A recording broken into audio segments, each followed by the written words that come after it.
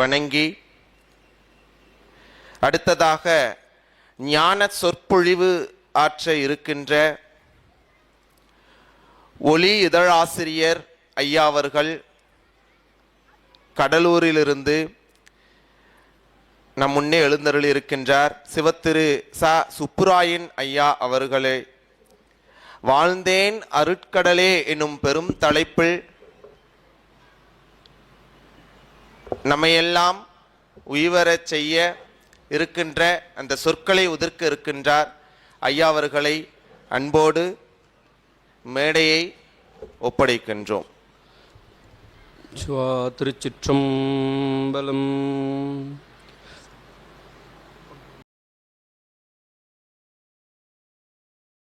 தேனிப்பார் திரண்டு திரண்டு உன் திருவார்த்தை விரிப்பார் கேட்பார் மெச்சுவார் வெவ்வேறிருந்துன் திருநாமம் தரிப்பார் பொன்னம்பலத்தாடும் தலைவா என்பார் அவர் முன்னே நரிப்பாய் நாயேன் இருப்பேனோ நம்பி இனித்தான் நல்காயே.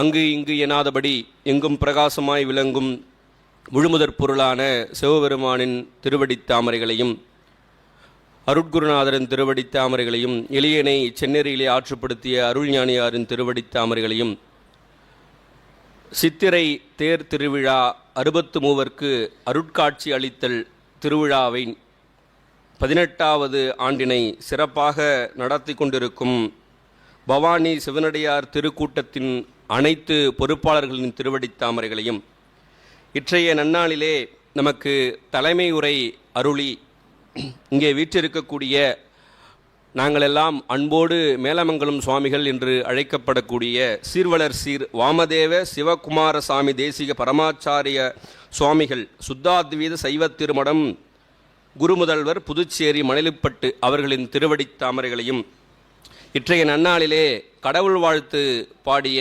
சிவச்செல்வன் ஞானசம்பந்தன் அவர்களையும் வரவேற்பு நல்கிய சிவத்திரு பட்டுமுருகன் அவர்களின் திருவடித் தாமரைகளையும் சிறுவர் அரங்கத்தை அலங்கரித்த சிவச்செல்வன் தேவா அவர்களையும் முன்னிலை வகிக்கக்கூடிய சிவத்திரு சுப்பிரமணிய ஐயா அவர்களையும் வாழ்த்துறை வழங்கிய சிவத்திரு வெங்கடேசு ஐயா அவர்களையும் நன்றியுரை நவில இருக்கின்ற சிவத்திருமதி கோமதி அம்மா அவர்களையும் தொகுப்புரையை மிகச்சிறப்பாக நேர்த்தியாக தொகுத்து வழங்கக்கூடிய சிவத்திரு கேசவன் அவர்களையும் மற்றும் இங்கே கூடியுள்ள அன்பு பெருமக்களாகிய உங்கள் அனைவரின் திருவடித் தாமரைகளையும் அடியேன் மனமொழி மெய்யாகிய முக்கரணங்களாலே மிக பணிவுடன் வணங்கி மகிழ்கின்றேன்.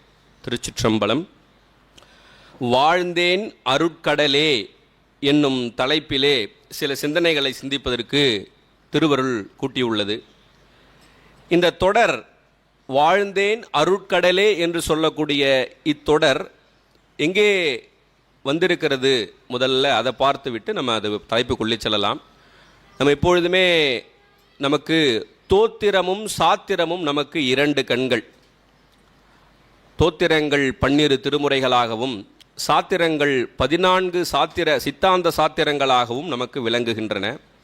அப்படி விளங்கக்கூடிய அந்த சித்தாந்த சாத்திரத்தில் 14 நூலினுள் அடிப்படை நூலாக விளங்கக்கூடிய உண்மை விளக்கம் என்னும் நூலினுள் வரக்கூடிய ஒரு சொற்றொடர் தான் இந்த வாழ்ந்தேன் அருட்கடலே என்று சொல்லக்கூடிய இந்த சொற்றொடர்.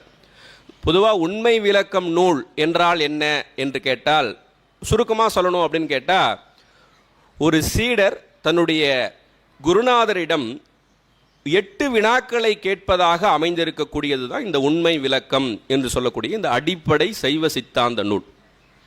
அந்த 8 வினாக்களை சீடர் குருநாதரிடம் கேட்கிறார். குருநாதரும் மிக பெரும் கருணையோடு அந்த 8 வினாக்களுக்கான விடைகளை அருளிச் செய்கின்றார். கடைசியாக அதற்கு நன்றி செய்வதாக அமைந்திருக்கக்கூடிய அந்த வெண்பாதான் இந்த வாழ்ந்தேன் அருட்கடலே என்று சொல்லக்கூடிய அந்த திருவெண்பா. அந்த திருவெண்பாவை நாம் பார்க்கலாம். வாழ்ந்தேன் அருட்கடலே வற்றா பவக்கடலே.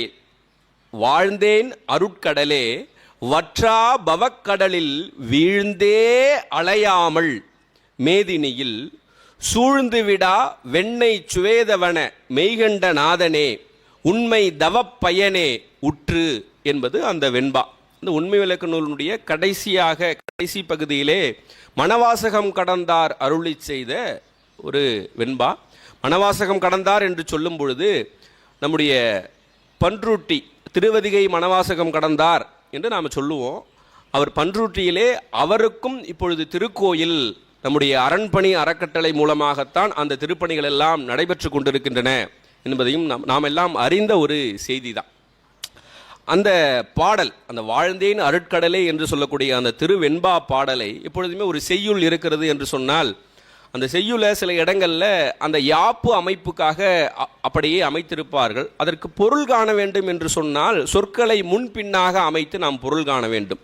அதற்கு என்ன சொல்லுவாங்கன்னா கொண்டு கூட்டு என்று சொல்லுவாங்க. அப்படி இந்த வெண்பாவை எவ்வாறு நாம் கொண்டு கூட்டி பொருள் காண வேண்டும் என்று கேட்டால், முதல்ல சூழ்ந்து விடா வெண்ணெய் சுவேதவன மெய்கண்ட நாதனே அருட்கடலே. குருநாதர் யாரை அருட்கடலே என்று அழைக்கிறார் என்று கேட்டால், மெய்கண்ட சிவத்தையே அருட்கடலே என்று அழைக்கிறார். சூழ்ந்து விடா வெண்ணெய் சுவேதவன மெய்கண்ட நாதனே அருட்கடலே உண்மை தவப்பயனே, எப்படியெல்லாம் அழைக்கிறார் பாருங்க. மேதினியில், மேதினா உலகம், மேதினியில் வற்றா பவக்கடலில் உற்று வாழ்ந்தேன் என்று அந்த வெண்பாவை நாம் கொண்டு கூட்டி பொருள் காண வேண்டும். அப்ப இந்த வெண்பாவிலே நமக்கு என்ன மணவாசகம் கடந்தார் அருளி செய்கின்றார் என்று கேட்டால், அந்த திருவெண்ணைநல்லூரிலே அவதரித்து சுவேதவன பெருமாள் என்ற பிள்ளை திருநாமத்தை ஏந்திய மெய்கண்ட தேவர் அவரை சுற்றி எப்பொழுதும் மெய்யன்பர்கள் சூழ்ந்து கொண்டே இருப்பார்களாம். அதுதான் சூழ்ந்து விடா வெண்ணெய் சுவேதவன மெய்கண்டநாதனே என்று முதலிலே அருளி செய்தார். அதன் பிறகு அருட்கடலே, கருணை கடலாக இருக்கக்கூடியவரே என்று குருநாதரை அன்போடு போற்றுகிறார். அதன் பிறகு உண்மை தவப்பயனே என்று அருளி செய்கிறார். இந்த உண்மை தவப்பயனே என்று சொல்லும் பொழுது அதற்கான விளக்கங்கள்லாம் சரியை கிரியை யோகம் இதெல்லாம் சொல்லணும் என்று நினைத்து கொண்டிருந்தோம். அது சுவாமிகள் ஒரு முன்னோட்டமாக நமக்கு எளிமையாக அதை அருளி செய்தார்கள்.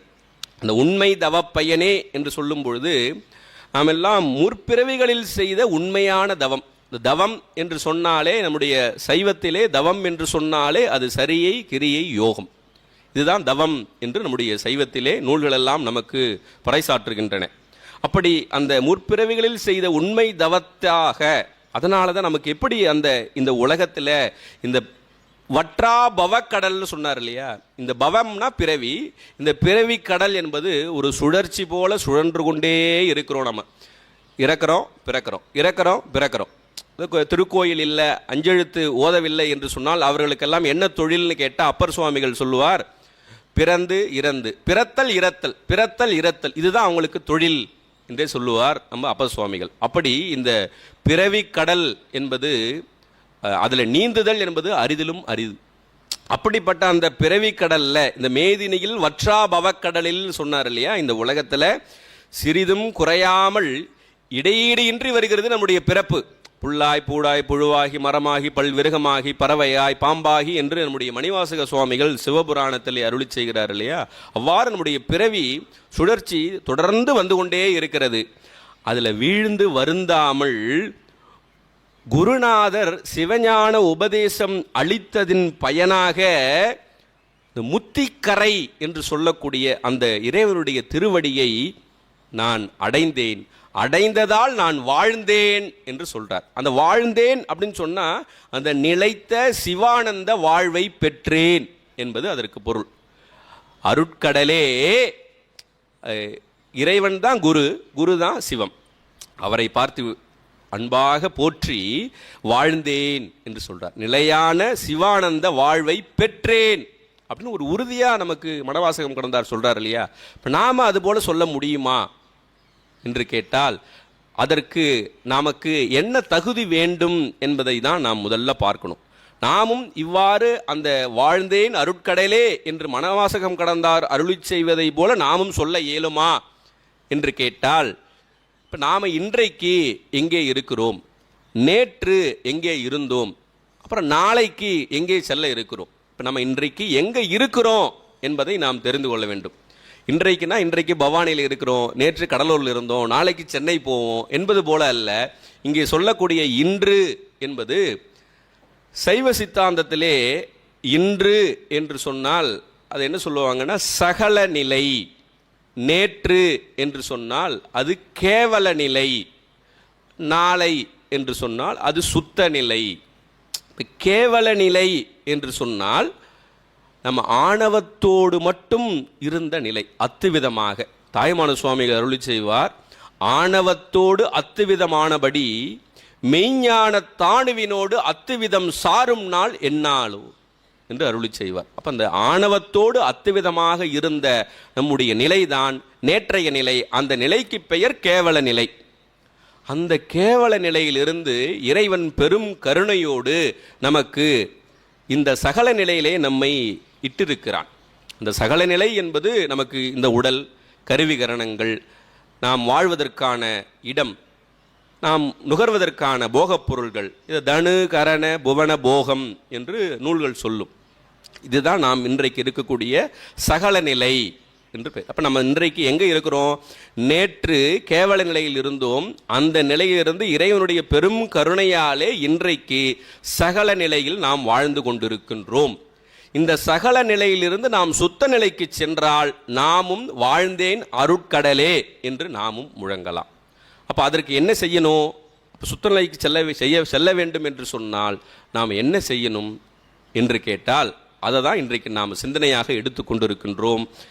அப்போ கேவல நிலை, சகல நிலை, சுத்த நிலை என்று சொல்லும் பொழுது கேவல நிலையில் நாம் ஆணவத்தோடு மட்டும்தான் இருந்தோம். சகல நிலையில் நாம் இப்போ இறைவன் ஆணவத்தோடு இப்போ நமக்கு 2 மலங்களை சேர்த்து கொடுத்திருக்கின்றான், கண்மமும் மாயையும். அது நம்ம எப்படி இறைவன் நமக்கு தருகிறான்னு கேட்டால், ஒரு பழமொழி சொல்லுவாங்க, முல்லை முள்ளால் எடு. ஆங்கிலத்தில் அதை டைமண்ட் கட்ஸ் டைமண்ட் என்று சொல்லுவாங்க. இப்போ நம்ம எல்லாரும் சொல்லக்கூடிய உதாரணம் சொல்லும்போது, நம்ம துணியில் அழுக்கு இருக்கிறது, அதில் நம்ம என்ன பண்ணுறோம்? டிடர்ஜென்ட் சேர்த்து அந்த அழுக்கை நீக்குகிறோம். அதே போல் மலத்தை நீக்குவதற்கு கூட 2 மலங்களை இறைவன் கருணையோடு சேர்த்து கொடுக்கிறான். நம்ம அழகாக நம்ம எல்லாம் இன்றைக்கி அலோபதி மெடிசின் நம்ம எல்லாம் எடுத்துக்கொண்டு இருக்கிறோம், பெரும்பாலும் அதை தான் எடுக்கிறோம். அதில் ஹோமியோபதி மெடிசன் என்று ஒன்று இருக்கிறது. அந்த ஹோமியோபதி மெடிசனுடைய தத்துவம், அது ஜெர்மன் மெடிசன், அதனுடைய தத்துவமே என்ன என்று கேட்டால், அதாவது முல்லை முள்ளால் எடு என்பது தான் அதனுடைய தத்துவம்.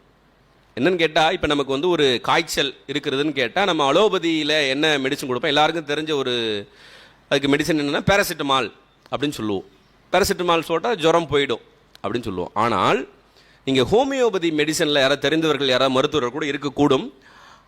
அந்த மருத்துவத்திலே நீங்கள் எடுத்துக்கொண்டா காய்ச்சல் என்று சொன்னால் காமனாக பொதுவாக ஒரு மருந்து இருக்காது. அந்த காய்ச்சலுடன் கூடிய என்னென்ன அறிகுறிகள் எல்லாம் இருக்கின்றன என்று பார்க்கணும். அதுதான் உண்மையான அந்த ஹோமியோபதி மருத்துவத்தினுடைய அந்த தத்துவம். அதை பார்த்து அதற்கு, அதாவது அந்த முல்லை முள்ளால் எடுன்னு சொல்கிறாங்க இல்லையா, இந்த மலத்தை நீக்குவதற்கு 2 மலத்தை சேர்த்து விட்டார் இல்லையா, அது போல அந்த ஜெர்மன் மெடிசன் தயாரித்து வைத்திருப்பார்கள். அப்போ நம்முடைய சிம்டம்ஸுக்கு தகுந்தவாறு அந்த மெடிசன்ஸ் கொடுத்தால் அடுத்த அந்த சில பேர் சொல்லுவாங்க, இந்த ஹோமியோபதி மெடிசன்லாம் ரொம்ப தாமதமாக வேலை செய்யும்னு. நம்முடைய அறிகுறிகளுக்கு ஏற்ப சரியான மருந்துகளை தந்தால் அதுவும் உடனே வேலை செய்யும். அப்போ அதே போல் இறைவனும் கருணையால் என்ன செய்கிறான்னு கேட்டால், இந்த ஆணவத்தோட இந்த 2 மலங்களை சேர்த்து நமக்கு இந்த சகல நிலையில் கொடுக்கிறான். கொடுத்த பிறகு நாம் என்ன சொல்லணும்? மணிவாசகர் கொடுத்த பிறகு தான் என்ன சொல்கிறாரு? எல்லா பிறப்பும் பிறந்து இளைத்தேன் என்று சொல்லக்கூடிய அந்த இளைப்பு நிலை வர வேண்டும். அது எவ்வாறு வரும் என்பதையும் நாம் இன்றைக்கு பார்க்கலாம். இப்போ இந்த சுத்தம் நிலை என்று சொல்லக்கூடியது தான் அருட்கடலில் சிவானந்த வாழ்வு பெறுவது தான் இந்த சுத்த நிலை என்பது. நம்ம ஆரம்பத்திலே சொன்னோம், தோத்திரமும் சாத்திரமும் நமக்கு 2 கண்கள். நமக்கு ஒரு கண்ணு மட்டும் போதும், எனக்கு தோத்திரம் மட்டும் போதுங்க, சாத்திரமே வேணாம், ஏதோ சைவ சித்தாந்தம்னு சொல்கிறாங்க. இப்போ நீங்கள் சொன்ன சகல நிலை, கேவல நிலை, சுத்த நிலைன்னு சொல்கிறீங்க. சுவாமி வேற இருவினை ஒப்பு, மலபரி பாகம், சத்தினி பாதம் வேற சொன்னாங்க, இதை சொல்கிறீங்க. அதனால் எங்களுக்கு தோத்திரம் மட்டும் போதுங்க. அப்படியும் இருக்கக்கூடாது. அதுதான் நமக்கு பெரியவர்கள்லாம் சொல்கிறாங்க. சில பேர் என்ன சொல்லுவாங்க, ஆராய்ச்சி என்ற மனப்பான்மையில் சாத்திர நூல்கள் மட்டும் போதும், என்று அந்த நிலையில் சென்று கொண்டிருப்பார்கள். ஆனால் நம்ம இரண்டுமே இரண்டு கண்கள் நமக்கு. அப்போ ஒரு கண்ணு மட்டும் வைத்து பார்க்கலாமான்னு கேட்டால் நம்ம மேலோட்டமாக பார்க்கும்பொழுது அதை பார்க்கலாம் என்று நம்ம நினைக்கிறோம். ஆனால் நீங்கள் அதை ஒரு சிறிய ஒரு முயற்சி செய்து பார்த்தீங்கன்னா, நம்ம வந்து ஒரு பெரிய இன்றைக்கெல்லாம் பெரிய NH அங்கங்கே நிறைய இருக்குது. அந்த NHல இந்த சாலையை கடக்க இருக்கிறோம் என்று வைத்துக் கொள்ளுங்கள். அது ரோடை கிராஸ் பண்ணுறோம். அப்படி கடக்கும்பொழுது ஒரு கண்ணை மூடிக்கொண்டு நீங்கள் ரொம்ப குறிப்பிட்ட தொலைவில் வரக்கூடிய அந்த வாகனங்களை நாம் பார்க்க இயலாது. ஒரு கண்ணை மட்டும் வைத்துக்கொண்டு அந்த சாலையை கடக்க இயலாது. நீங்கள் முயற்சி செய்து பாருங்கள். ஒரு கண் மட்டும் போதாது, இரண்டு கண்ணுமே வேண்டும் நம்முடைய அன்றாட வாழ்க்கைக்கு. அதே போல சைவர்களாகிய நமக்கும் தோத்திரமும் சாத்திரமுமாகிய இரண்டு கண்களும் கட்டாயம் தேவை. அப்படி பார்க்கும்பொழுது இந்த கேவல நிலை, சகல நிலை, சுத்த நிலைன்னு சொன்னோமே, இந்த மூன்று நிலைகளிலும் இறைவன் நம் கூடவே இருக்கிறானா என்ற ஒரு வினா. கூடவே இருக்கிறானான்னு கேட்டால் அதற்கு சாத்திர நூல்களில் ரொம்ப ஆராய்ச்சி நூல் என்று சொல்லக்கூடிய இருபகுது அதெல்லாம் கூடவே இருக்கிறார் என்றெல்லாம் சொல்லும். அது நார்மலாக நம்முடைய தோத்திர நூல்களில் நாம் எல்லாம் அடிக்கடி முற்றோதல் செய்யக்கூடிய திருவாசகத்தில் திருவம்பாவையில் ஒரு பாடல், நமக்கு எல்லாருக்கும் தெரிந்த பாடல். முன்னி கடலை சுருக்கி எழுந்துடையாள், என்ன திகழ்ந்தெம்மை ஆளுடையாள், இட்டிடையின் மின்னி பொழிந்து எம் பிராட்டி திருவடி மேல் என்று சொல்லக்கூடிய அந்த திருப்பாடல் எல்லாருக்கும் தெரியும். அதில் முதல்ல மணிவாசகர் முன்னி கடலை சுருக்கி எழுந்து உடையாள் என்று, என திருவம்பாவை என்று எடுத்துக்கொண்டாலே அதற்கு ஒரு தலைப்பு கொடுத்திருப்பார்கள், சக்தியை வியந்தது. இப்போ சிவபுராணம் என்று சொன்னால் சிவனது அனாதி முறைமையான பழமை என்று இருக்கும். அதே போல் அந்த சக்தியை வியந்தது என்று சொல்லும்போது அந்த திருவருள் சக்தியை தான் இங்கே குறிப்பிடுகிறார். அந்த எழுந்து உடையாள் என்று முதல்ல சொல்றார். அப்புறம் என்ன சொல்றாரு, என்ன திகழ்ந்து எம்மை ஆளுடையாள், திரும்ப ரெண்டாவது முறை சொல்றாரு. முதல்ல எழுந்து உடையாள், எம்மை ஆளுடையாள், அப்புறம் இட்டிடையின் மின்னி பொழிந்து எம் பிராட்டி, மூன்று சொல்றார். உடையாள், எம்மை ஆளுடையாள், எம் பிராட்டி. என்ன மூன்று சொல்றாரு என்ன என்று கேட்டிங்கன்னா, இந்த மூன்றுமே முதல்ல அந்த எழுந்து உடையாள் என்று சொன்னது நாம் கேவல நிலையில் இருக்கும் பொழுது நமக்கு கருணை செய்யக்கூடிய அந்த சக்தியை குறித்தது அந்த உடையாள் என்பது. அப்புறம் எம்மை ஆளுடையாள் என்பது இப்பொழுது நாம் இன்றைக்கு வாழ்ந்து கொண்டிருக்கக்கூடிய இந்த சகல நிலையிலே நமக்கு அருள் செய்யக்கூடிய சக்தியை தான் எம்மை ஆளுடையாள் என்று குறிப்பிடுகின்றார். எம் பிராட்டி என்பது நாளைக்கு நாம் பக்குவம் ஆனால் இறைவனுடைய பெரும் கருணையால் நமக்கு சுத்த நிலையிலே அருள் செய்யக்கூடிய அருட்சக்தியை தான் எம் பிராட்டி என்று அருள் செய்கிறார். அப்போ எப்படி பாருங்க, தோத்திரத்தையும் சாத்திரத்தையும் ஒன்றாக நாம் கலந்துதான் சிந்திக்க வேண்டும் என்று சுவாமிகள் கூட சொல்லி கொண்டிருக்கிறார்கள். இப்பொழுதும் சொன்னாங்க, அடிக்கடி சொல்லிக்கொண்டே இருப்பார்கள். அதே பாடலில் நம்ம ஏன் திருவம்பாவை இங்கே சொல்கிறோம் அப்படின்னு சொன்னால், இப்போ பவானி சிவனடியார் திருக்கூட்டத்தில் பார்க்கும்பொழுது இன்றைக்கெல்லாம் இளைஞர்கள்லாம் நிறைய பேர் வந்து கொண்டிருக்கிறார்கள், இளம் பெண்கள் எல்லாம் இங்கே அமர்ந்து கொண்டிருக்கிறார்கள். இப்போ திருவம்பாவை என்று சொன்னாலே கன்னி பெண்கள் எல்லாம் அதிகாலை வேளையிலே நீராடச் சென்று அங்கே அவர்களுடைய அந்த பக்குவமான பெண்களை பற்றியெல்லாம் நமக்கு அருளி செய்வார். அப்படி பக்குவமான பெண்களை அருளி செய்யும் போது அதில் இன்னொரு பாடல் சொல்லுவார், நமக்கெல்லாம் தெரிந்த பாடல்.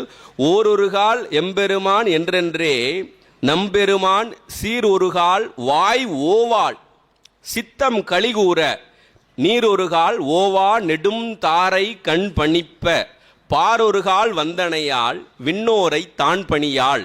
அந்த பக்குவமான பெண் எப்படியெல்லாம் அந்த அவளுடைய மெய்ப்பாடுகளை நமக்கு அருளி சொல்லி, அது மனத்தாலும் மொழியாலும் அவள் செய்யக்கூடிய அந்த அன்பின் மிகுதியை சொல்லி அதில் கடைசியாக அவனு சொல்றாரு, விண்ணோரை தான் பணியாள்.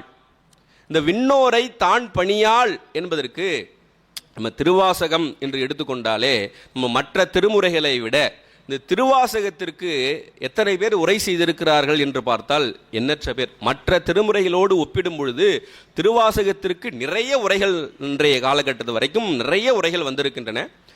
அதில் நம்ம பார்க்கும்பொழுது நம்முடைய அருணையார் அந்த விண்ணோரை தான் பணியாள் என்பதற்கு அவருடைய குறிப்பு என்ன தருகிறார்னு கேட்டால், அந்த தான் என்பது அசை என்று கொடுப்பார். அப்படி கொடுத்து விட்டால் என்ன தெரிகிறது, அதில் விண்ணோரை பணியாள். அப்ப விண்ணவர்களை அவள் பணிய மாட்டாள் என்று சொன்னால் என்ன பொருள்? சிவபெருமானை மட்டுமே அவள் தொழுவாள், பணிவாள், போற்றுவாள் என்பது பொருள். திருவாசகத்திற்கு இப்போ சமீபத்திலே வாழ்ந்த ஒரு அறிஞர் ஆசா ஞானசம்பந்தம் என்பவர், அவரும் திருவாசகத்திற்கு ஒரு உரை எழுதியிருக்கிறார். அவர் இந்த பகுதிக்கு ஒரு உரை தருகிறார். என்ன சொல்றாருன்னா, விண்ணோரை தான் பணியாள் என்பதற்கு, விண்ணோரை பணியாள் என்றே சொன்னாலே நமக்கு பொருள் வருகிறது. இந்த தான் பணியாள் என்ற அந்த சொல்லிலிருந்து ஒரு செய்தி தொக்கி நிற்கிறது என்று அவர் சொல்றார். தான் பணியாள் அப்படின்னு சொன்னா அவ பணிய மாட்டா, விண்ணோரை பணிய மாட்டா, சிவபெருமானை மட்டுமே வணங்குவா. அவள் பணியாமல் அவள் கூடவே இருக்கக்கூடிய யாரையும் பணிய விட மாட்டாளாம். ஏன் இதை சொல்றோம் அப்படின்னா, இந்த பவானி சிவனடியார் திருக்கூட்டத்தில் இருக்கக்கூடியவர்கள்லாம் இப்போ நம்ம மற்ற ஊர்கள்லாம் பார்த்தீங்கன்னா ஒரு திருக்கோயிலுக்கு போறாங்க, வழிபாட்டுக்கு போறாங்க அப்படின்னு சொன்னா அவங்க நம்ம பண்ணு போவோம், கோயிலுக்கு போவோம், வழிபாடு செய்வோம், வந்துடுவோம். அடுத்தவர்களை கூப்பிடணுமான்னு கேட்டால் அவங்க வரும்போது வரட்டும் அப்படின்னு இருப்பாங்க. ஆனால் பவானி சிவனடியார் திருக்கூட்டத்தில் பார்க்கும்பொழுது எல்லாரையும் அரவணைத்து, இப்போ தான் பணியாள் அப்படின்னு சொல்லும் பொழுது நான் மட்டும் வணங்காமல் இல்லை, நான் மட்டும் சிவபெருமானை மட்டும் வணங்கலை, என் கூட இருக்கிற எல்லாரையும் சேர்த்து வணங்க வைக்கிறேன். எல்லாரையும் எது முழுமுதற் கடவுள், எது உண்மை, எது பொய் என்பதை எல்லாருக்கும் அறிவுறுத்தி எல்லாரும் என் கூட வாங்க. அப்போ சாமி சொன்னார் இல்லையா, யான் பெற்ற இன்பம் பெருக இவ்வையகம் என்று திருமூலர் பெருமான் அருளி செய்வது போல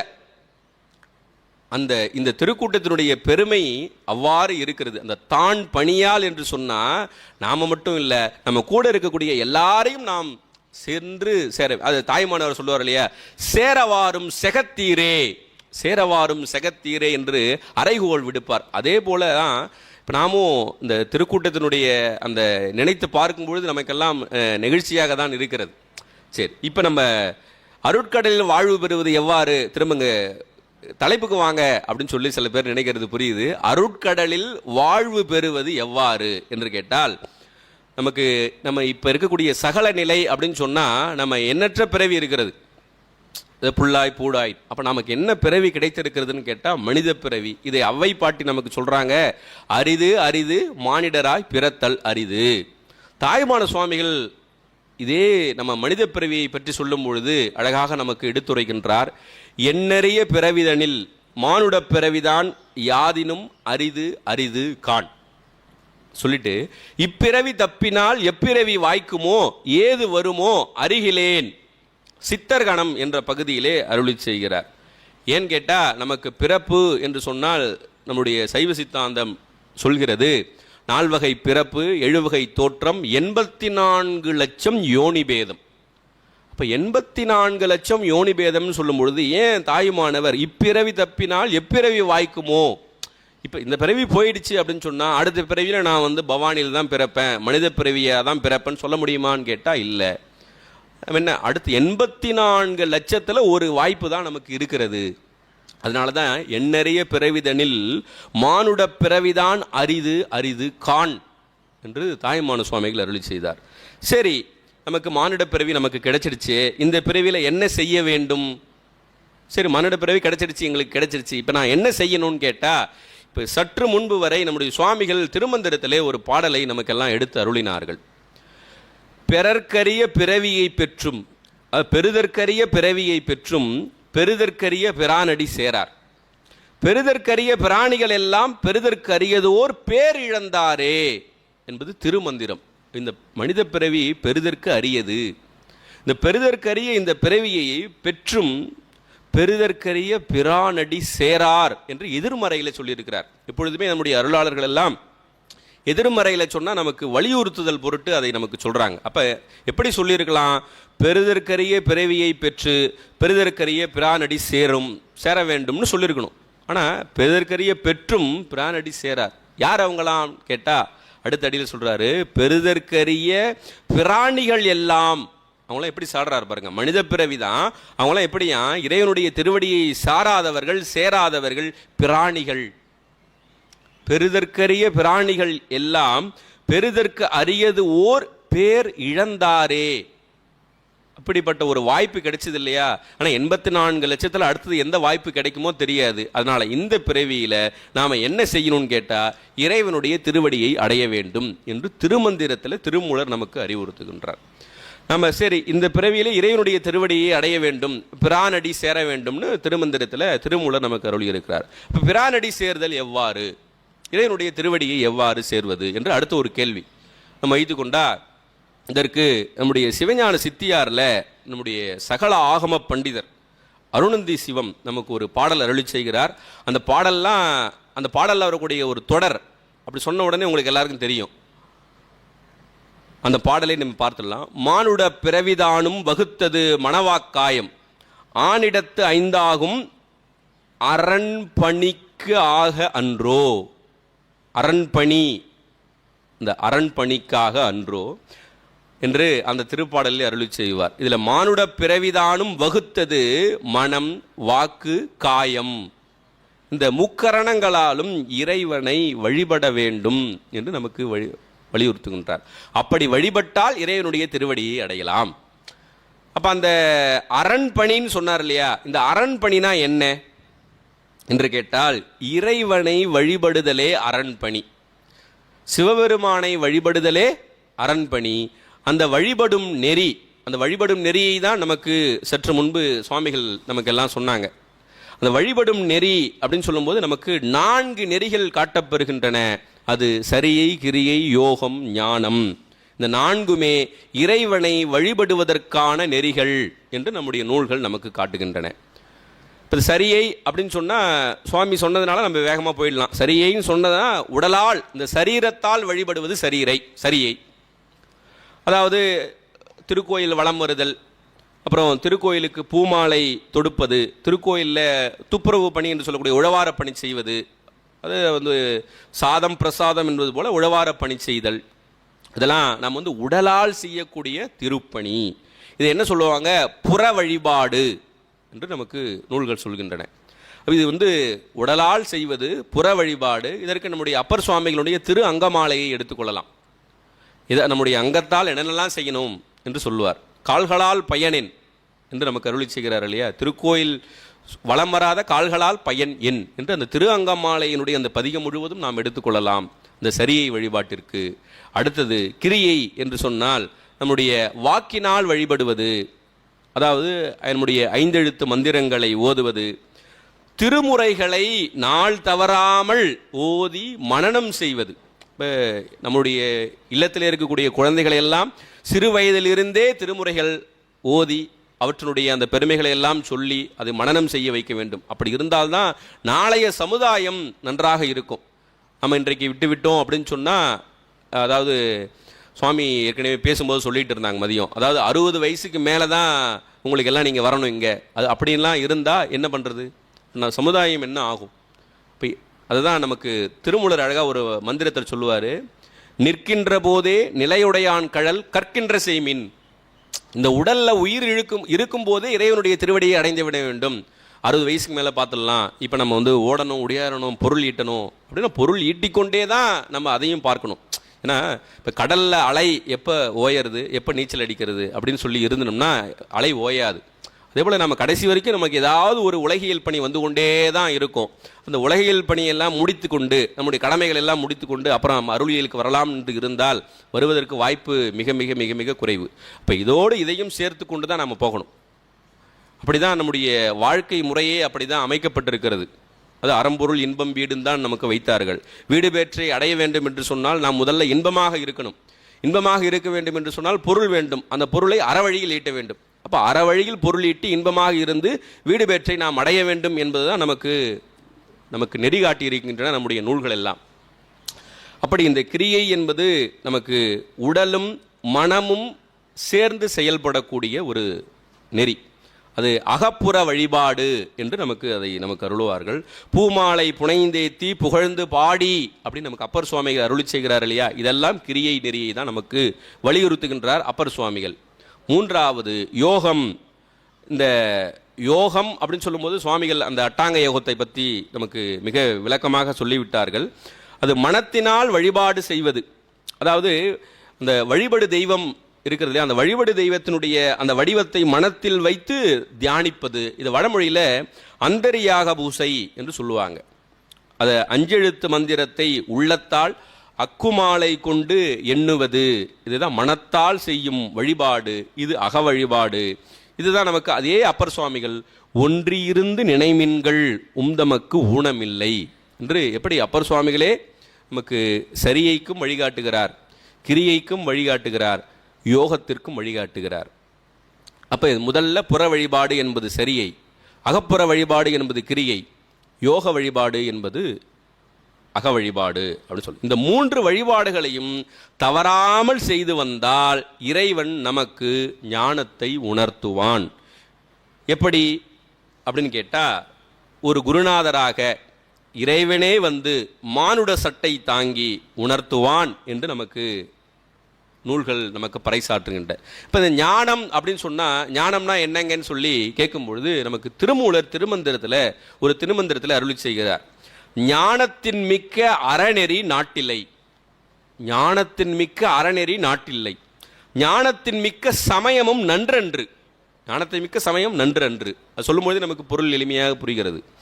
ஞானத்தின் மிக்கவை நன்முத்தி நல்காவாம். அதை விட ஒரு முத்தி இல்லை.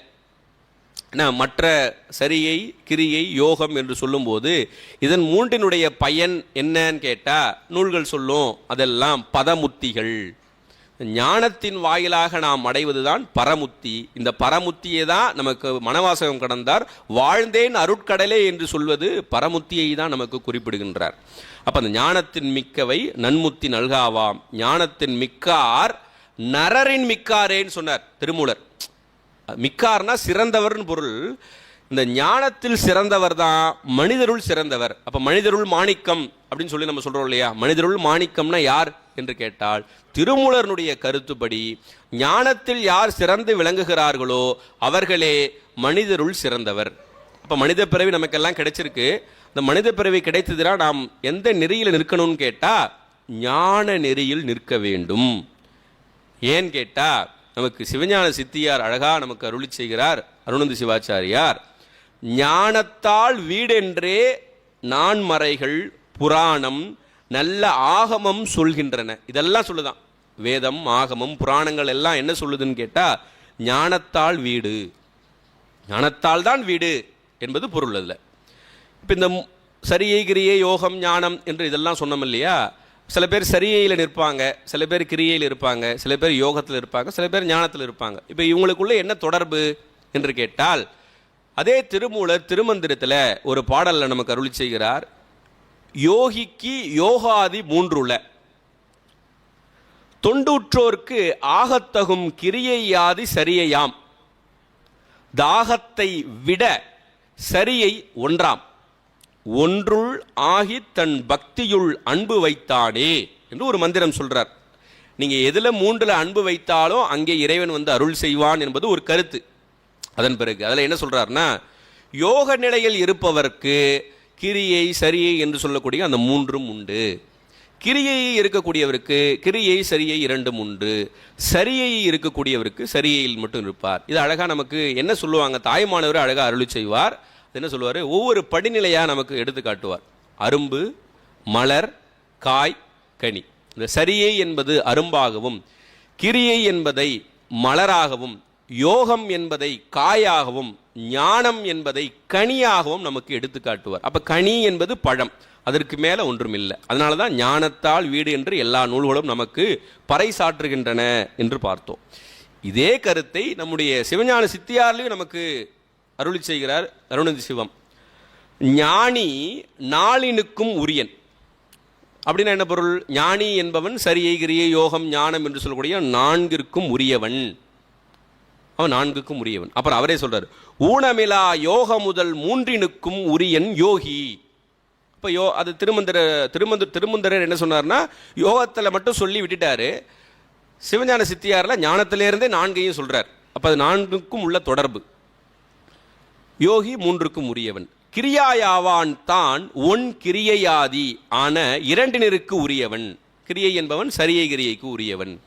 அப்புறம் சரியை எனில் நின்றோன் அச்சரியைக்கே உரியன். சரியில் நிற்போர் சரியைக்கே உரியவர்.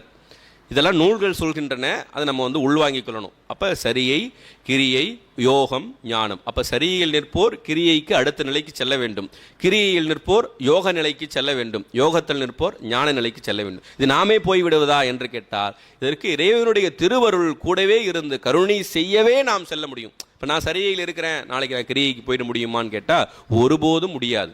இப்போ நம்ம இடத்துல அந்த தன்முனைப்பு இருந்தால் எந்த நெறிக்குமே நாம் போக முடியாது.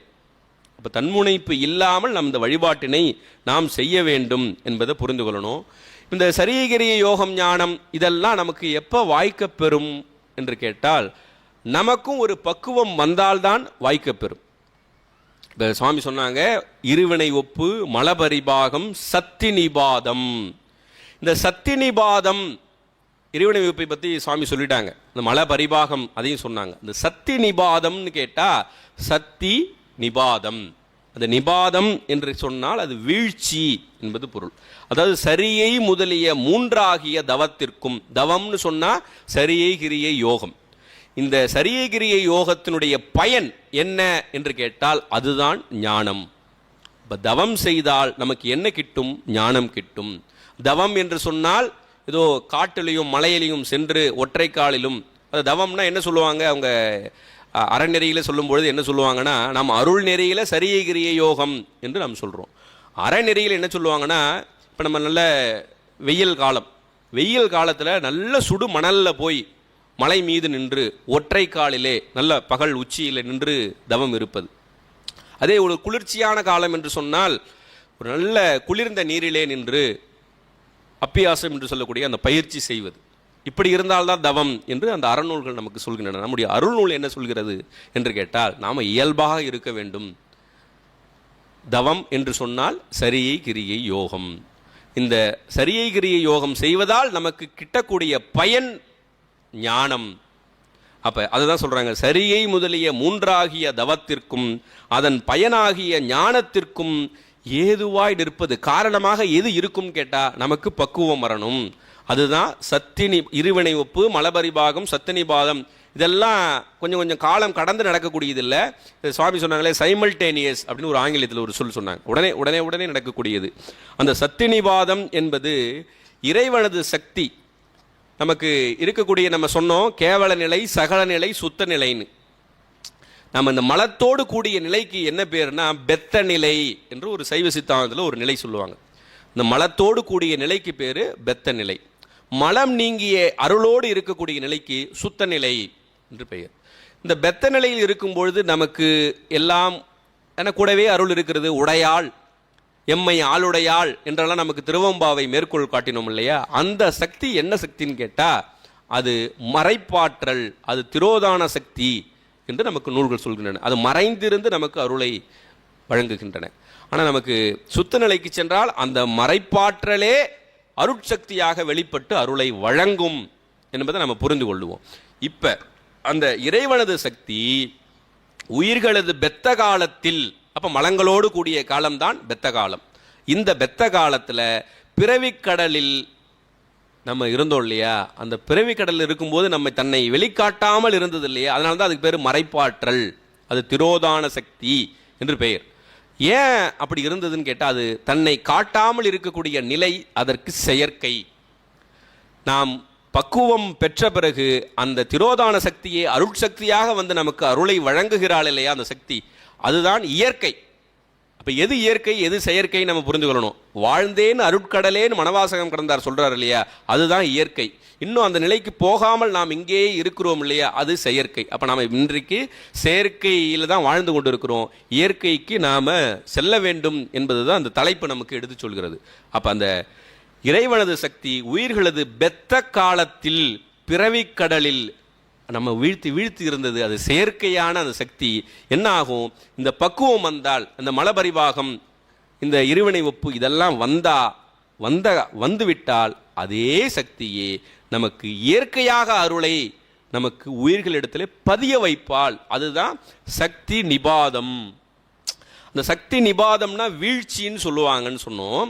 அந்த வீழ்ச்சி அப்படின்னு சொன்னால் ஏன் அதை நிபாதம் வீழ்ச்சின்னு சொல்கிறாங்கன்னு சொன்னால், இன்றைக்கு இராணுவத்தில் பெரிய துப்பாக்கி ஏவுகணைகள்லாம் நடந்து கொண்டு இருக்கிறது இந்திய நாட்டிலே என்று சொல்கிறோம். இப்போ அதே போல் ஒருவேளை இன்றைக்கு ஒரு துப்பாக்கி சூடு இங்கே வந்து நம்ம அவையெல்லாம் உட்காந்துருக்கிறோம், ஒரு துப்பாக்கி சூடு இங்கே நடந்ததுன்னா, ஏதோ வாழ்ந்தேன் அருட்கடலே நாம் எல்லாம் செயற்கையில் இருக்கிறோம், இயற்கையை நோக்கி பயணிப்பதற்காக ஏதோ சொல்லிக் கொண்டிருக்கிறாரு, இதையெல்லாம் கேட்போம் அப்படின்னு உட்காந்துருப்போமான்னு கேட்டால், ஒரு துப்பாக்கி கொண்டு தொடர்ந்து இங்கே ஒரு 4-5 குண்டு சத்தம் கேட்டுதானே என்ன பண்ணுவோம்? எல்லாரும் எழுந்து எல்லாம் ஓடிடுவோம் இல்லையா? அதே போல் இந்த சக்தி நிபாதம் என்று சொன்னால் இதற்கு சிவஞான முனிவர் ஒரு உதாரணம் தருகிறார். அது அவையில் கல்லெறிதல் போல அப்படின்னு சொல்றார். அவையில் கல்லெறிதல்னா இப்போ எல்லாம் உட்காந்துருக்கிறோம், அதுக்கு தான் நம்ம இன்னைக்கு ஒரு துப்பாக்கி சூடு அப்படின்னு சொல்லி சொன்னோம். கல் எறிஞ்சா என்ன பண்ணுவாங்க, எல்லாரும் பயந்து ஓடிக்கொண்டே இருப்பாங்க. அப்போ அதே போல சக்தி பதிந்தால் நாம் உலகியலோடு இருந்த அந்த பந்தத்திலிருந்து பயந்து ஒதுங்கி வந்து விடுவோமா.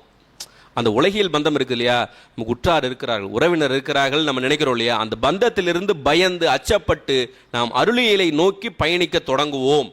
அப்போ உலகியலுக்கு அச்சப்பட்டு, ஏன்னா அதெல்லாம் நிலையல்ல, அதெல்லாம் நம்மை கீழ்நிலைக்கு இட்டு செல்லும், நமக்கு துன்பம் தரும் என்று அதனுடைய தன்மையை உணர்ந்து நாம் அருளியலை நோக்கி பயணிப்போம்.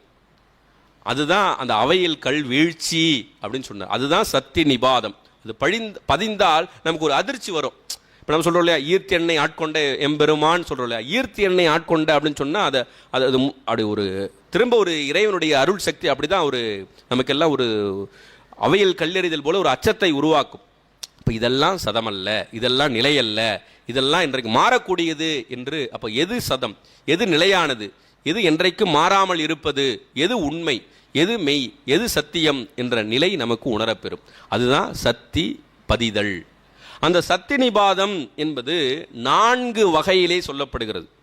அந்த 4 வகை அப்படின்னு சொல்லும்போது அது முதல் நிலை சக்தி நிபாதம், அதற்கு பேரு மந்ததரம் அப்படின்னு சொல்லுவாங்க. 2ஆம் நிலை சக்தி நிபாதம் மந்தம், 3ஆம் நிலை சக்தி நிபாதம் தீவிரம், 4ஆம் நிலை சக்தி நிபாதம் தீவிரதரம் என்று அழைக்கப்படும். இது 4 எப்படி நம்ம புரிந்து கொள்ளலாம்னு கேட்டால், ஒரு வட்டம் வரைந்து கொண்டு அதில் ஹரிசாண்டலாக ஒரு கோடு, வெர்டிகலாக ஒரு கோடு, அதாவது கிடைமட்டமாக ஒரு கோடு, செங்குத்தாக ஒரு கோடு. நம்ம ஒரு வட்டத்துக்குள்ளே கிடைமட்டமாக ஒரு கோடு, செங்குத்தாக ஒரு கோடும் போட்டால் 4 பகுதிகள் நமக்கு கிடைக்கும்.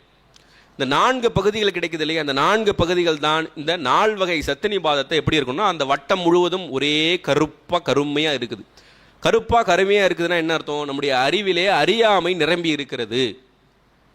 இப்போ அறியாமை நீங்க வேண்டும் என்று சொன்னால் அந்த முதல் நிலை சத்தினிபாதம் அந்த ஆன்மாக்களுக்கு அந்த 4லே 1 பங்கு வெண்மையாகும்.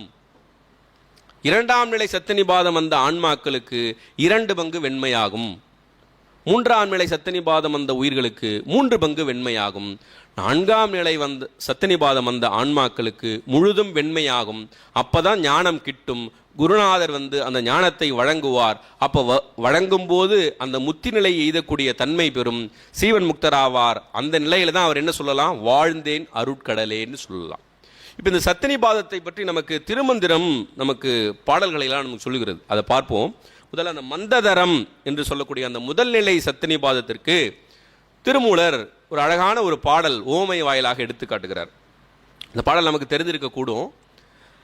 இருட்டரை மூளை இருந்த கிழவி குருட்டு கிழவனை கூடல் குறித்து குருட்டினை நீக்கி குணம் பல காட்டி மருட்டி அவனை மனம் புரிந்தானே. மருட்டி என்ன சொல்றாரு, ஒரு இருட்டு டார்க் ரூம், இருட்டு அறையில் மூளையில் ஒரு கிழவி இருந்தால், அது கிழவின்னு சொல்லலாம், குமரின்னு சொல்லலாம். அந்த கிழவி என்பவள் யாருன்னா அது சக்தி. ஏன் அவளை கிழவின்னு சொல்றோன்னு கேட்டா, அவள் அனாதியானவள். ஏன் அவளை குமரின்னு சொல்லலான்னு கேட்டா, அவள் அனாதியாக இருந்தாலும் என்றும் மாறாமல் ஒருபடித்தாக இருக்கக்கூடியவள். நாம தான் குழந்தையா பிறந்தோம், அப்புறம் இளைஞனானோ, அப்புறம் வயோதிகனானோ, அப்போ நமக்கு தான் வயசாகி கிழவனாகும். ஆனால் சக்தி என்றைக்கும் ஒருபடித்தாக இருக்கக்கூடியவள். அதனால குமரின்னு சொல்லலாம். கிழவி என்று சொல்வதனுடைய அந்த உண்மை, அந்த ஒரு காரணத்தை மட்டும் எடுத்துக்கொள்ளணும். இப்போ ஆன்மாவையும் கிழவன் சொல்லுவார், இப்போ ரெண்டையும் கிழவன் கிழவின்னு சொல்வதா என்று கேட்டால், அந்த ஒரு தன்மைக்காக மட்டும் அந்த ஓமையை நம்ம எடுத்துக்கொள்ளணும். அது பொதுவாக ஓமை அப்படின்னு சொன்னாலே அதை ஒருபடை ஒப்பு அப்படின்னு சொல்லுவாங்க. ஒருபடை ஒப்பு அப்படின்னு சொன்னால் எதற்காக அந்த ஓமை காட்டப்படுகிறதோ அதற்கு மட்டும் எடுத்துக்கொள்ளணும். ஒரு உதாரணம் சொல்லுவாங்க, கயல் விழி அப்படின்னு சொன்னால், கயல் விழி அப்படின்னு சொன்னால் என்ன அர்த்தம், அந்த பெண்ணுடைய அந்த கண்ணை வர்ணிக்கிறார்கள். தமிழ் ஒரு இலக்கணத்தில் அது சொல்லும்போது ஓமையாக காட்டுறாங்க. அப்படி காட்டும் பொழுது அது கயல் மீன் போன்ற கண்ணை உடைய பெண்ணுன்னு சொல்லும்போது அந்த ஓமை அதுக்கு மட்டும் ஒருபடை ஒப்பாக எடுத்துக்கொள்ளணும். இப்போ கயல் மீன் சொன்னால் அந்த மீனில் முள் இருக்குது, அந்த பெண்ணோட கண்ணில் முள் இருக்குதான்னு கேட்கக்கூடாது. அப்போ இதுதான் நம்ம இயற்கையாக அந்த ஓமைன்னு சொன்னால் அது ஒருபடை ஒப்பு என்பதை எடுத்துக்கணும். அதனால் அது கிழவி என்பதை நம்ம அப்படி தான் நமக்கு எடுத்துக்கணும். இருட்டறை மூளை இருந்த கிழவி குருட்டு கிழவனை கூடல் குறித்து குருட்டினை நீக்கி குணம் பல காட்டி மருட்டி அவனை மனம் புரிந்தானே. உள்ள இருட்டு ரூமில் மூளையில் ஒரு கிழவி இருந்தா. ஏன் அதை மூளைன்னு சொல்கிறோம், ஏன்னு கேட்டா அவள் திரோதான சக்தியாக தன்னை வெளிக்காட்டாமல் இருந்தாள் இல்லையா, அதனால மூளை இருந்த கிழவி அப்படி அது செயற்கையாக அவள் அமர்ந்திருந்தாள். இந்த ஆன்மாவிற்கு அந்த முதல் நிலை சத்தனிபாதம் வரும்பொழுது அந்த கிழவி என்ன பண்ணாலாம், இந்த குருட்டு கிழவனைனர். இந்த குருட்டு கிழவன் யாருன்னா நாம தான். ஆனால் இது அறியாமையிலே இருந்து கொண்டு இருக்கிறோம் இல்லையா. எனக்கு ரொம்ப வயசு இப்போதாங்க 12வது, என்ன போய் கிழவன் சொல்றீங்க அப்படின்னு கேட்டா, இந்த உடலுக்கு தான் 12 வயது. இந்த ஆன்மா அனாதி என்பது நம்முடைய சைவ சித்தாந்தம். இந்த ஆன்மா என்பது அனாதி. இந்த மூன்றுமே பதி பசு பாசம் மூன்றுமே அனாதியான பொருள் தான் நம்முடைய சைவ சித்தாந்தம் சொல்லக்கூடிய கருத்து. அப்படி அந்த குருட்டு கிழவன்னு நம்ம தான் சொல்றது. குருட்டு கிழவனை கூடல் குறித்து அந்த குருட்டினை நீக்கி நம்ம இடத்துல இருக்கக்கூடிய அந்த அறியாமையை சிறிது நீக்குகிறாள். அதுதான் அந்த 4ல் 1 பங்கு நீக்குகிறாள் அந்த சக்தி. அந்த நீக்கி குணம் பல காட்டி, குணம் பல காட்டின இறைவனுடைய அந்த தன்மையை காட்டி, இறைவன் என் குணத்தான் இல்லையா, அவனுடைய தன்மைகளை எல்லாம் காட்டி, அது எப்படிதான் அப்படியே வா அப்படின்னு சொல்லி மனம் புரியலையா, மருட்டின்னு சொன்னார். அப்படி மருட்டி, ஒரு அச்சுறுத்தி, ஒரு பயம் உறுத்தி தான் அந்த தன்மையை நமக்கு முதல் நிலை சத்தனிபாதம் பதிகிறது. அதுதான் அந்த அவையில் கல்லெறிதல்னு சொன்னோம். ஆனால் நமக்கு ஒரு அச்சம் உண்டாக்குகிறது என்றெல்லாம் சொல்வதற்கு காரணம் அதுதான். அதுதான் நம்மளுடைய நூல்கள் எல்லாம் சுவாமிகள் சொன்னாங்க, அருளாளர்களுடைய காலம் வேறு வேறாக இருக்கலாம், ஆனால் அருளாளர்களுடைய கருத்து எப்போதும் ஒன்றாக இருக்கும். இப்போ நம்முடைய சாத்திர நூல்களில் சொல்லக்கூடிய கருத்தும் அதுதான். அதற்கு உரை வகுத்த சிவஞான சுவாமிகள் சொன்ன கருத்தும் அதுதான். அதற்கு முன்பாக திருமூலர் திருமந்திரத்தில் அருளிய கருத்தும் ஒன்றுதான். அதனால் தோத்திரத்தில் சொல்லக்கூடிய கருத்தும் சாத்திரங்களில் சொல்லக்கூடிய கருத்தும் என்றைக்கும் ஒரே கருத்தாகத்தான் இருக்கும். ஒருவேளை மாறி இருக்கிறது என்று ஒருவேளை ஐயம் வந்தால் அது தக்க ஆசிரியர்களிடத்தில் சென்று அதற்கான உண்மை பொருளை நாம் பெற வேண்டுமே தவிர தோத்திரத்திலும் சாத்திரத்திலும் மாறுபட்டு இருக்கிறது, முரண்பட்டு இருக்கிறது என்று ஒருபோதும் சொல்லவே கூடாது நாம் எல்லாம். சரி, இப்போ அந்த இருட்டறை அப்படின்னு சொன்னால் அந்த ஆணவ மலத்தோட பந்தத்தில் இருந்த அந்த அறியாமை நிலையை தான் குறிப்பது தான் அந்த இருட்டறை என்பது. திருமூலர் எப்பொழுதுமே அந்த இலைமறை காய்மறையாக நமக்கு எடுத்து காட்டுவார். அதனுடைய உட்பொருளை நம்ம புரிந்து கொள்ளணும். அப்படி அந்த கிழவி அப்படின்னு சொன்னால் அருட்சக்தி, குருடு என்பது அஞ்ஞானத்தை உணர்த்துகிறது, கிழவன் என்பது நம்மை சொல்றாரு. மருட்டுதல் அப்படின்னா இந்த உலகியல் உணர்வில் ஒரு அதிர்ச்சியை உண்டாக்குதல், உலகியல் உணர்வில் ஒரு அதிர்ச்சியை உண்டாக்குதல் தான் இந்த மருட்டுதல். அது முதல் நிலை சத்தினிபாதம் என்று பார்த்தோம்.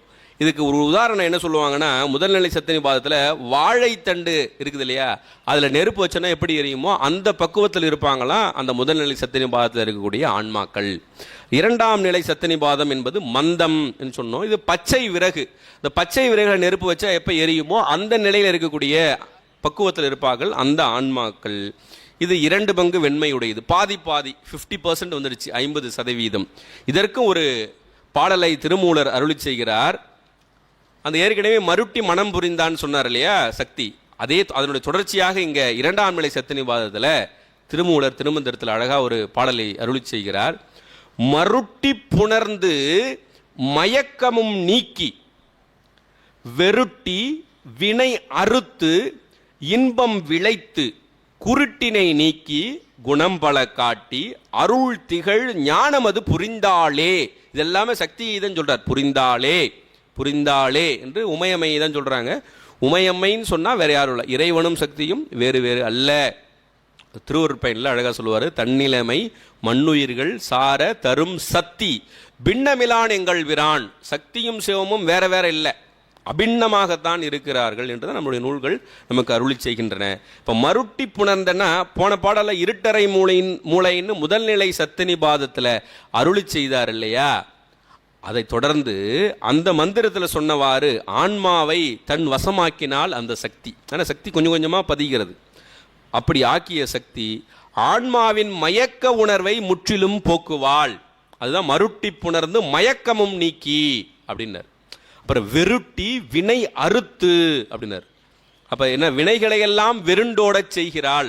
2ஆம் நிலை சத்தினிபாதத்திலே வினைகளை எல்லாம் வெருண்டோட செய்து அப்புறம் அந்த வினைகளால் வரக்கூடிய அந்த பிறவி சுழற்சி இருக்கிறது இல்லையா, அதையும் நீக்கி நமக்கெல்லாம் நம்முடைய உணர்விலே ஒரு அமைதியை உணர்த்தி, நமக்கு நம்முடைய உணர்விலே ஒரு அமைதியை உணர்த்தி, அதன் பிறகு சிவனை இதுவரைக்கும் நாமல் உணராமல் இருந்தோம் இல்லையா, சிவபெருமான்னா யாருன்னு உணராமல் இருந்தோம் இல்லையா, அந்த நிலையை உணராமல் இருந்த நிலையை நீக்கி அவன் யார், அவனுடைய குணங்கள் என்ன, சிவபெருமான் எப்படிப்பட்டவன், அவன் ஓமை இலி, அவனுடைய பெருமைகளெல்லாம் நம்ம உணர வைப்பான். உணர வைப்பால் அந்த சக்தி. அதுதான் அந்த பண்ணி அவளது திருவருளிலே விளங்க நிற்க செய்யக்கூடிய அந்த உணர்வை தரக்கூடிய நிலைதான் அந்த இரண்டாம் நிலை சத்தினிபாதம். நம்முடைய அந்த அருள் சக்தி அந்த முதல் நிலை சத்தினிபாதத்தில் உலகப்பற்றை நீக்க செய்கிறாள். அந்த இரண்டாம் நிலை சத்தினிபாதத்தில் என்ன செய்வா? பொதுவாக இப்போ உலகப்பற்று நீங்க செய்தால் பொதுவாக அந்த ஆன்மா அப்படின்னு சொன்னால் அது சார்ந்ததன் வண்ணம் அப்படின்னு சைவ சித்தாந்தம் சொல்லும். ஒன்றைக்கு ஒன்று இந்த மலத்தை சார்ந்திருக்கும், இல்லைனா இறைவனுடைய திருவிரலை சார்ந்திருக்கும். இப்போ நம்ம ஒரு ஊஞ்சலில் அமர்ந்து கொண்டிருக்கிறோம். ஊஞ்சலில் அமர்ந்து கொண்டிருக்கும் போது நம்ம எல்லாம் என்ன நினைக்கிறோம்? மேலே ஊஞ்சல் கயிறு மேலே கட்டி இருக்கிறது, அது நல்லா முடிச்சு நல்லா இருக்குதான்னு பாருங்கன்னு தான் நம்ம சொல்கிறோம். ஆனால் அதுக்கு மேலே அந்த சுவர் இருக்குது, சுவரெல்லாம் தாண்டி கீழே நிலம் தான் இருக்குது. இதையும் திருவருட்பயனில் உமாபதிசிவம் அருளிச்சுவார். தரையை உணராது தாமே திரிவர், புறையை உணரா புவி. இதையெல்லாம் நாம் நடந்து கொண்டிருப்பதற்கு தரைதான் ஆதாரமாக இருக்கிறது. அதே போல் நம்ம எல்லாவற்றிற்கும் திருவருள் தான் ஆதாரமாக இருக்கிறது என்பது தான் அங்கே சொல்லப்பட்ட கருத்து. இங்கே இப்போ ஒரு கயிறு, ஊசல் கயிறில் நம்ம அமர்ந்திருக்கும் போது ஊசல் கயிறு அருந்து விட்டால் என்ன ஆகும்? கீழே விழுந்துருவோம். அப்போ ஊசல் கயிறாக நாம் தாங்கி நிற்பது தான் இந்த உலகியலோடு நாம் தொடர்பு கொண்டிருக்கக்கூடிய நிலை. இப்போ உலகியல் தொடர்பை முதல் நிலை சத்தினிபாதத்தில் ஒரு அச்சமூட்டி மருட்டி நம்ம அறுத்து விடுகிறார். அறுத்து விட்டவுடன் நம்ம எங்கே போகணும்? தரையை நோக்கி போகணும். அதை நமக்கு சிவஞான போதத்தில் ஒரு நமக்கு ஊசல் கயிறற்றால் தாய் தரையேயாம் துணை அப்படி சொல்லுவார். ஊசல் கயிறற்றால் தாய் தரையே தான் துணை, தரையில தான் போய் விழ முடியும். அதே போல நமக்கு அந்த உலகப்பற்று நீங்கினால் நமக்கு சிவபெருமான் தான் நமக்கு துணை என்ற உணர்வு நமக்கு வாய்க்கப்பெறும். அதுதான் இரண்டாம் நிலை சத்தினிபாதம். அப்போ இரண்டாம் பதிவில் அந்த சக்தி பதிகிறாள் இல்லையா? அந்த இரண்டாம் பதிவிலே சிவபெருமானது திருவடியை நோக்கி செலச் செய்தலை தான் திருமந்திரம் அந்த பாடல்ல. அதுதான் அருள் திகழ் ஞானம் அது புரிந்தாளே என்று சக்தியை சொன்னார். அடுத்தது மூன்றாம் நிலை சக்தி நிபாதம். இது தீவிரம் என்று சொல்லப்படும்.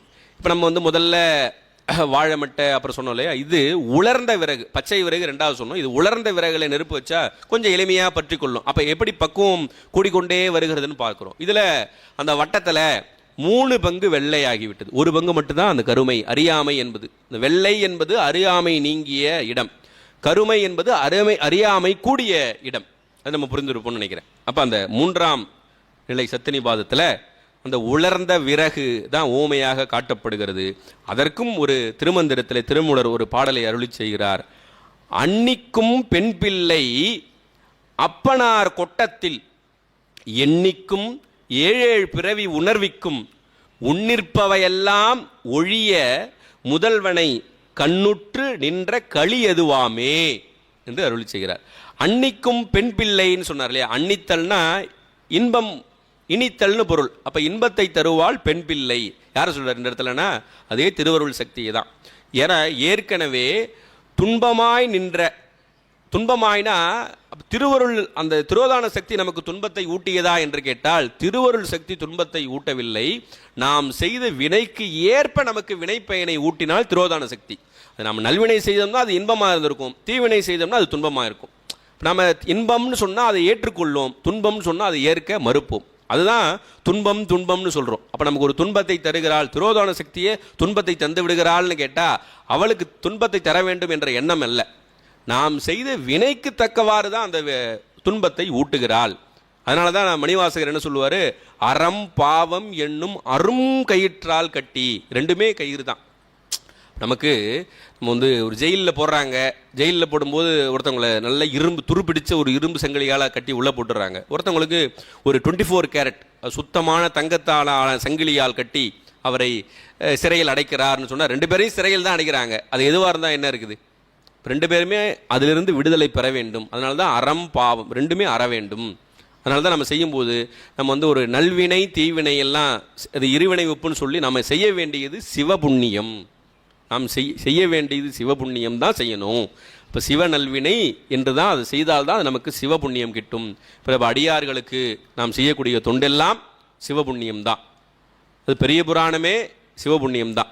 ஏன்னா பெரிய புராணம் என்றதை இங்கே எங்கேயுமே நம்ம மேற்கோளாக காட்டாமல் பார்த்து கொள்ள வேண்டும் அப்படின்னு நினைக்கிறேன். ஏன்னா இங்கே பெரிய புராணத்தினுடைய பெரிய பெரிய ஆசிரியர்கள்லாம் இங்கே அமர்ந்து கொண்டு இருப்பதனால பெரிய புராணத்தை நம்ம அப்படி போகாமல் அப்படி ஒரு ஓரமாக நம்பியாரூரர் எப்படி அது தியாகேஸ்வர மண்டபத்தில் அப்படி ஒரு ஓரமாக அப்படி ஒதுங்கி போகிறாரோ அதை தொடாமல் அப்படி ஓரமாக ஒதுங்கி சென்று கொண்டிருக்கின்றேன். அப்போ இந்த 3ஆம் நிலை சத்தினிபாதத்தில் அதை சொல்கிறார், அன்னிக்கும் பெண் பிள்ளை. அப்போ துன்பமாக இருந்து துன்பத்தை தந்த நம்முடைய வினைகளுக்கு ஏற்ப துன்பத்தை தந்த அந்த சக்தி இப்போ மாறி இப்பொழுது இன்பமாய் நிற்கின்றாள் சக்தி. அதுதான் அன்னிக்கும் பெண் பிள்ளை. அந்த இன்பமாய் இருந்து சிவபெருமானால் நமக்கு தரப்பட்டது தான் இந்த உடம்பு. அது அப்பனார் கொட்டம்னு சொன்னார் பாருங்க. திருமூலர் சொல்றக்கூடிய அந்த அப்பனார் கொட்டம் என்பது இறைவன் தந்த இந்த உடல். அப்ப இறைவன் நமக்கு என்ன செஞ்சாரு? இறைவன் படைத்து கொடுத்தார். இறைவன் படைத்து கொடுத்தாருன்னா எதை படைச்சாரு? இப்ப நம்மை படைத்தது யார் என்று கேட்டால் நாம் யாருன்னு முதல்ல ஒரு கேள்வி வரணும். இப்ப நாம் யாருன்னு கேட்டா இந்த உடலா இந்த ஆன்மாவா என்று கேட்டா ஆன்மாதான். இந்த ஆன்மாவை இறைவன் படைக்கவில்லை, நமக்கு இந்த உடலை தான் படைத்து கொடுத்தான். அதுதான் அவன் தந்த சகல நிலை. முதல்ல சொன்னோம் இல்லையா, சகல நிலை தனு கரண புவன போகம் என்பது. அங்க இறைவன் படைத்தது நமக்கு உடலை தான் படைத்து கொடுத்தான். அதுதான் இங்க சொல்றாரு அப்பனார் கொட்டம், இறைவன் தந்த அந்த இந்த உடல். அப்ப சிவபெருமானால் நமக்கு கட்டி கொடுக்கப்பட்ட ஒரு குடிலாகிய இந்த உடம்புல எத்தனை பிறவி அது சொல்ற பாருங்க. எண்ணிக்கும் 7 பிறவி, 7 பிறவி, எத்தனையோ பிறவி, 7 வகை பிறப்பு. அது 7 வகை பிறப்புன்னு சொல்லலாம், எண்ணற்ற பிறவின்னு சொல்லலாம். 7 வகை பிறப்பும் மாறி மாறி அப்படி பிறவி சுழற்சியில் வந்து கொண்டே இருக்கிறோம் இல்லையா. அந்த துன்பங்களை எல்லாம் இந்த பிறவி என்பது நமக்கு ஒரு துன்பத்தை தரக்கூடியது என்ற அந்த ஒரு சலிப்பு, அந்த இளைத்தேன்னு மணிவாசகர் சொல்லக்கூடிய அந்த நிலை, அந்த 3ஆம் நிலை சத்தினிபாதம் வரும்பொழுது நமக்கும் வாய்க்கப்பெறும். அந்த உணரச் செய்வாள் அந்த சக்தி. அதன் பிறகு அந்த உணர்ச்சி காரணமாக நம்முடைய உயிரினுடைய அகத்திலே நம்முடைய உணர்விலே பல வகையான அந்த விருப்பு வெறுப்புகள்லாம் நீங்கிடும்.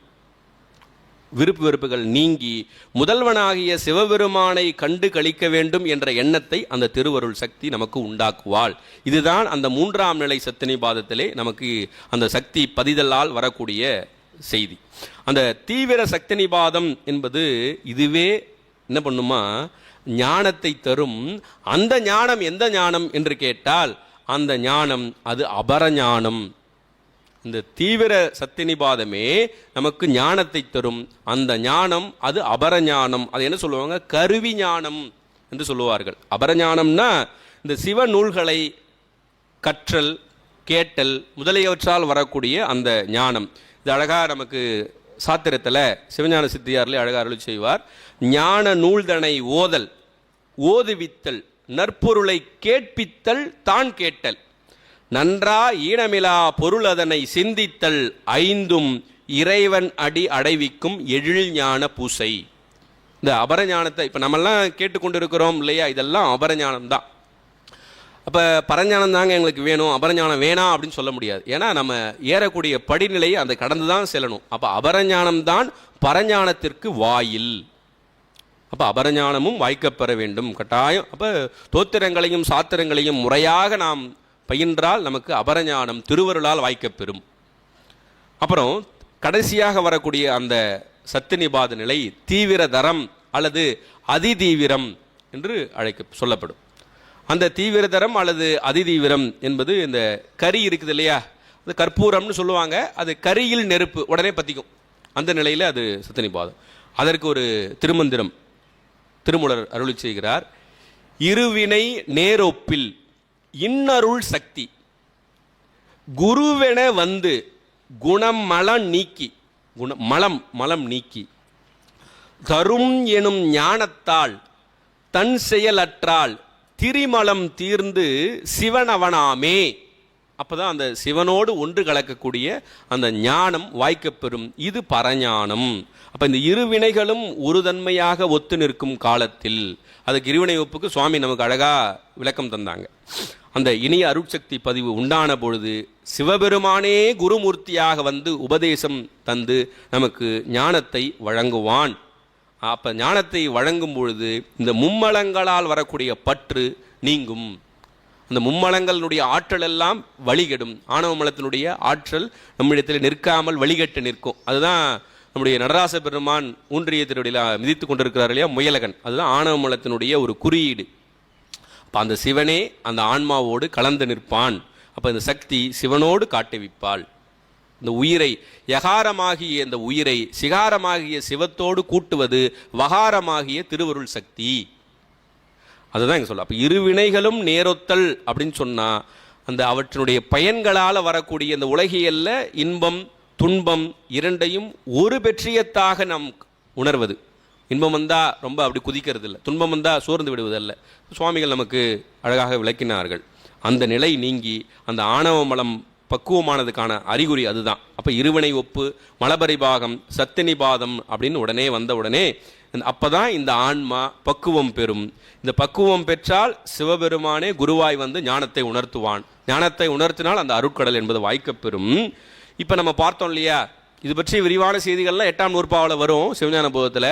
இப்போ சத்தினிபாதம் நம்ம பார்த்தோம், அதுக்கு முன்பு சரியகிரி யோகம் ஞானம் பார்த்தோம். இப்போ சரியகிரி யோகம் ஞானம் சொல்லும் பொழுது அதில் உங்களில் நிறைய பேருக்கு அதில் தெரிஞ்சிருக்கும். அந்த சரியகிரி யோகம் ஞானம் சொல்லும் பொழுது அது 4 எப்படி விரிக்கலான்னு கேட்டால், சரியில் சரியை, சரியில் கிரியை, சரியில் யோகம், சரியில் ஞானம், இது 4. அதே போல் கிரியையில் சரியை 4, யோகத்தில் சரியை அது ஒரு 4, ஞானத்தில் சரியை 4, நன்னாங்க 16. 16ஓடு இல்லாமல் நமக்கு சிவஞான முனிவர் சொல்லும் பொழுது அது உபாயச்சரியையில் சரியை, உண்மை சரியில் சரியைன்னு சொல்லி 16 பெருக்கல் 2 32ஆக காட்டுவார். இந்த 4ஆம் நிலை சத்தினிபாதம் என்பது எதுன்னு கேட்டால் அது எங்கன்னு வரும்னா உண்மை ஞானத்தில் ஞானம், அந்த நிலைக்கு வரும். 32வது நிலை. அதே போல இந்த சத்தினிபாத நிலையும் எப்படி பிரிக்கப்படும்னு கேட்டா, முதல்ல சொன்னோம் மந்ததரம், 2வது மந்தம், 3வது தீவிரம், 4வது தீவிரதரம். இதுவும் 4 வகையிலே பிரிக்கப்படும். முதல் நிலையில மந்ததரத்தில் மந்ததரம், மந்ததரத்தில் மந்தம், மந்ததரத்தில் தீவிரம், மந்ததரத்தில் தீவிரதரம், இது ஒரு 4. மந்தத்தில் மந்ததரம், மந்தத்தில் மந்தம், மந்தத்தில் தீவிரம், மந்தத்தில் தீவிரதரம், இது ஒரு 4, 8 ஆச்சு. அதே போல தீவிரத்தில் மந்ததரம், தீவிரத்தில் மந்தம், தீவிரத்தில் தீவிரம், தீவிரத்தில் தீவிரதரம், 12 ஆச்சு. தீவிரதரத்தில் மந்ததரம், தீவிரதரத்தில் மந்தம், தீவிரதரத்தில் தீவிரம், தீவிரதரத்தில் தீவிரதரம், 16 ஆச்சு. நன்னாங்க 16. அதே போல் 16 இங்கே இருக்கிறது என்பதையும் நம்ம தெரிந்து கொள்ளணும். இப்போ எவ்வளவு நுட்பமான செய்திகள் எல்லாம். இப்போ நம்ம எந்த நிலையில் இருக்கிறோம் நமக்கு தெரியாது. அதை யார் அறிவான்னு கேட்டால் இறைவன் ஒருவன் தான் அறிவான். நான் வந்து சரியாக நிற்கிறேங்க, என்னுடைய சத்தினிபாதம் 2ஆம் நிலை சத்தினிபாதத்தில் நான் இருக்கிறேன்னு நம்ம சொல்ல முடியுமான்னு கேட்டால் நிச்சயமாக சொல்ல முடியாது. அப்படி சொன்னோம்னா நம்ம தன்முனைப்போடு இருக்கிறோம் என்பது பொருள். எந்த நிலையில் இருந்தாலும் இறைவன் நம்மை இட்டு செல்வான். இறைவனுடைய கருணையை அருளை எண்ணி நாம் வழிபாட்டை நாள்தோறும் செய்து வந்தால் நம்ம இந்த நிலையில் இருக்கிறோம் அந்த நிலையில் இருக்கிறோம் என்பதை தாண்டி அவனே நம்மை கைபிடித்து அழைத்து செல்வான். எங்கே இருந்தோம் கேவல நிலையில் இருந்த நம்மை இதுவரைக்கும் கொண்டாந்து விட்டுருக்கிறான் இல்லையா, அது அவனுடைய கருணை. அந்த கருணை அவன் செய்தானே, அவனுக்கு அதில் ஏதாவது பெனிஃபிட் இருக்குதா கேட்டால் எதுவுமே இல்லை. எந்த விதமான எதிர்பார்ப்புமே இல்லாமல் நமக்கு இந்த பிரபஞ்சத்திலே நமக்கு கருணையை வழங்கக்கூடிய ஒருவன், முழுமுதற் பொருளாக இருக்கக்கூடிய செம்பொருளாம் சிவபெருமான் ஒருவனே, வேற யாருமே இல்லை. அதனால தான் நம்ம சொல்லுவாங்க இல்லையா, பால் நினைந்தூட்டும் தாயினும் சால அப்படின்னு, தாயினும் சாலன்னு சொன்னார். அதுமாரி திருமந்திரத்தில் தாயினும் மும்மலம் மாற்றி, தாயினும் அப்படின்னு ஒரு உண்மை.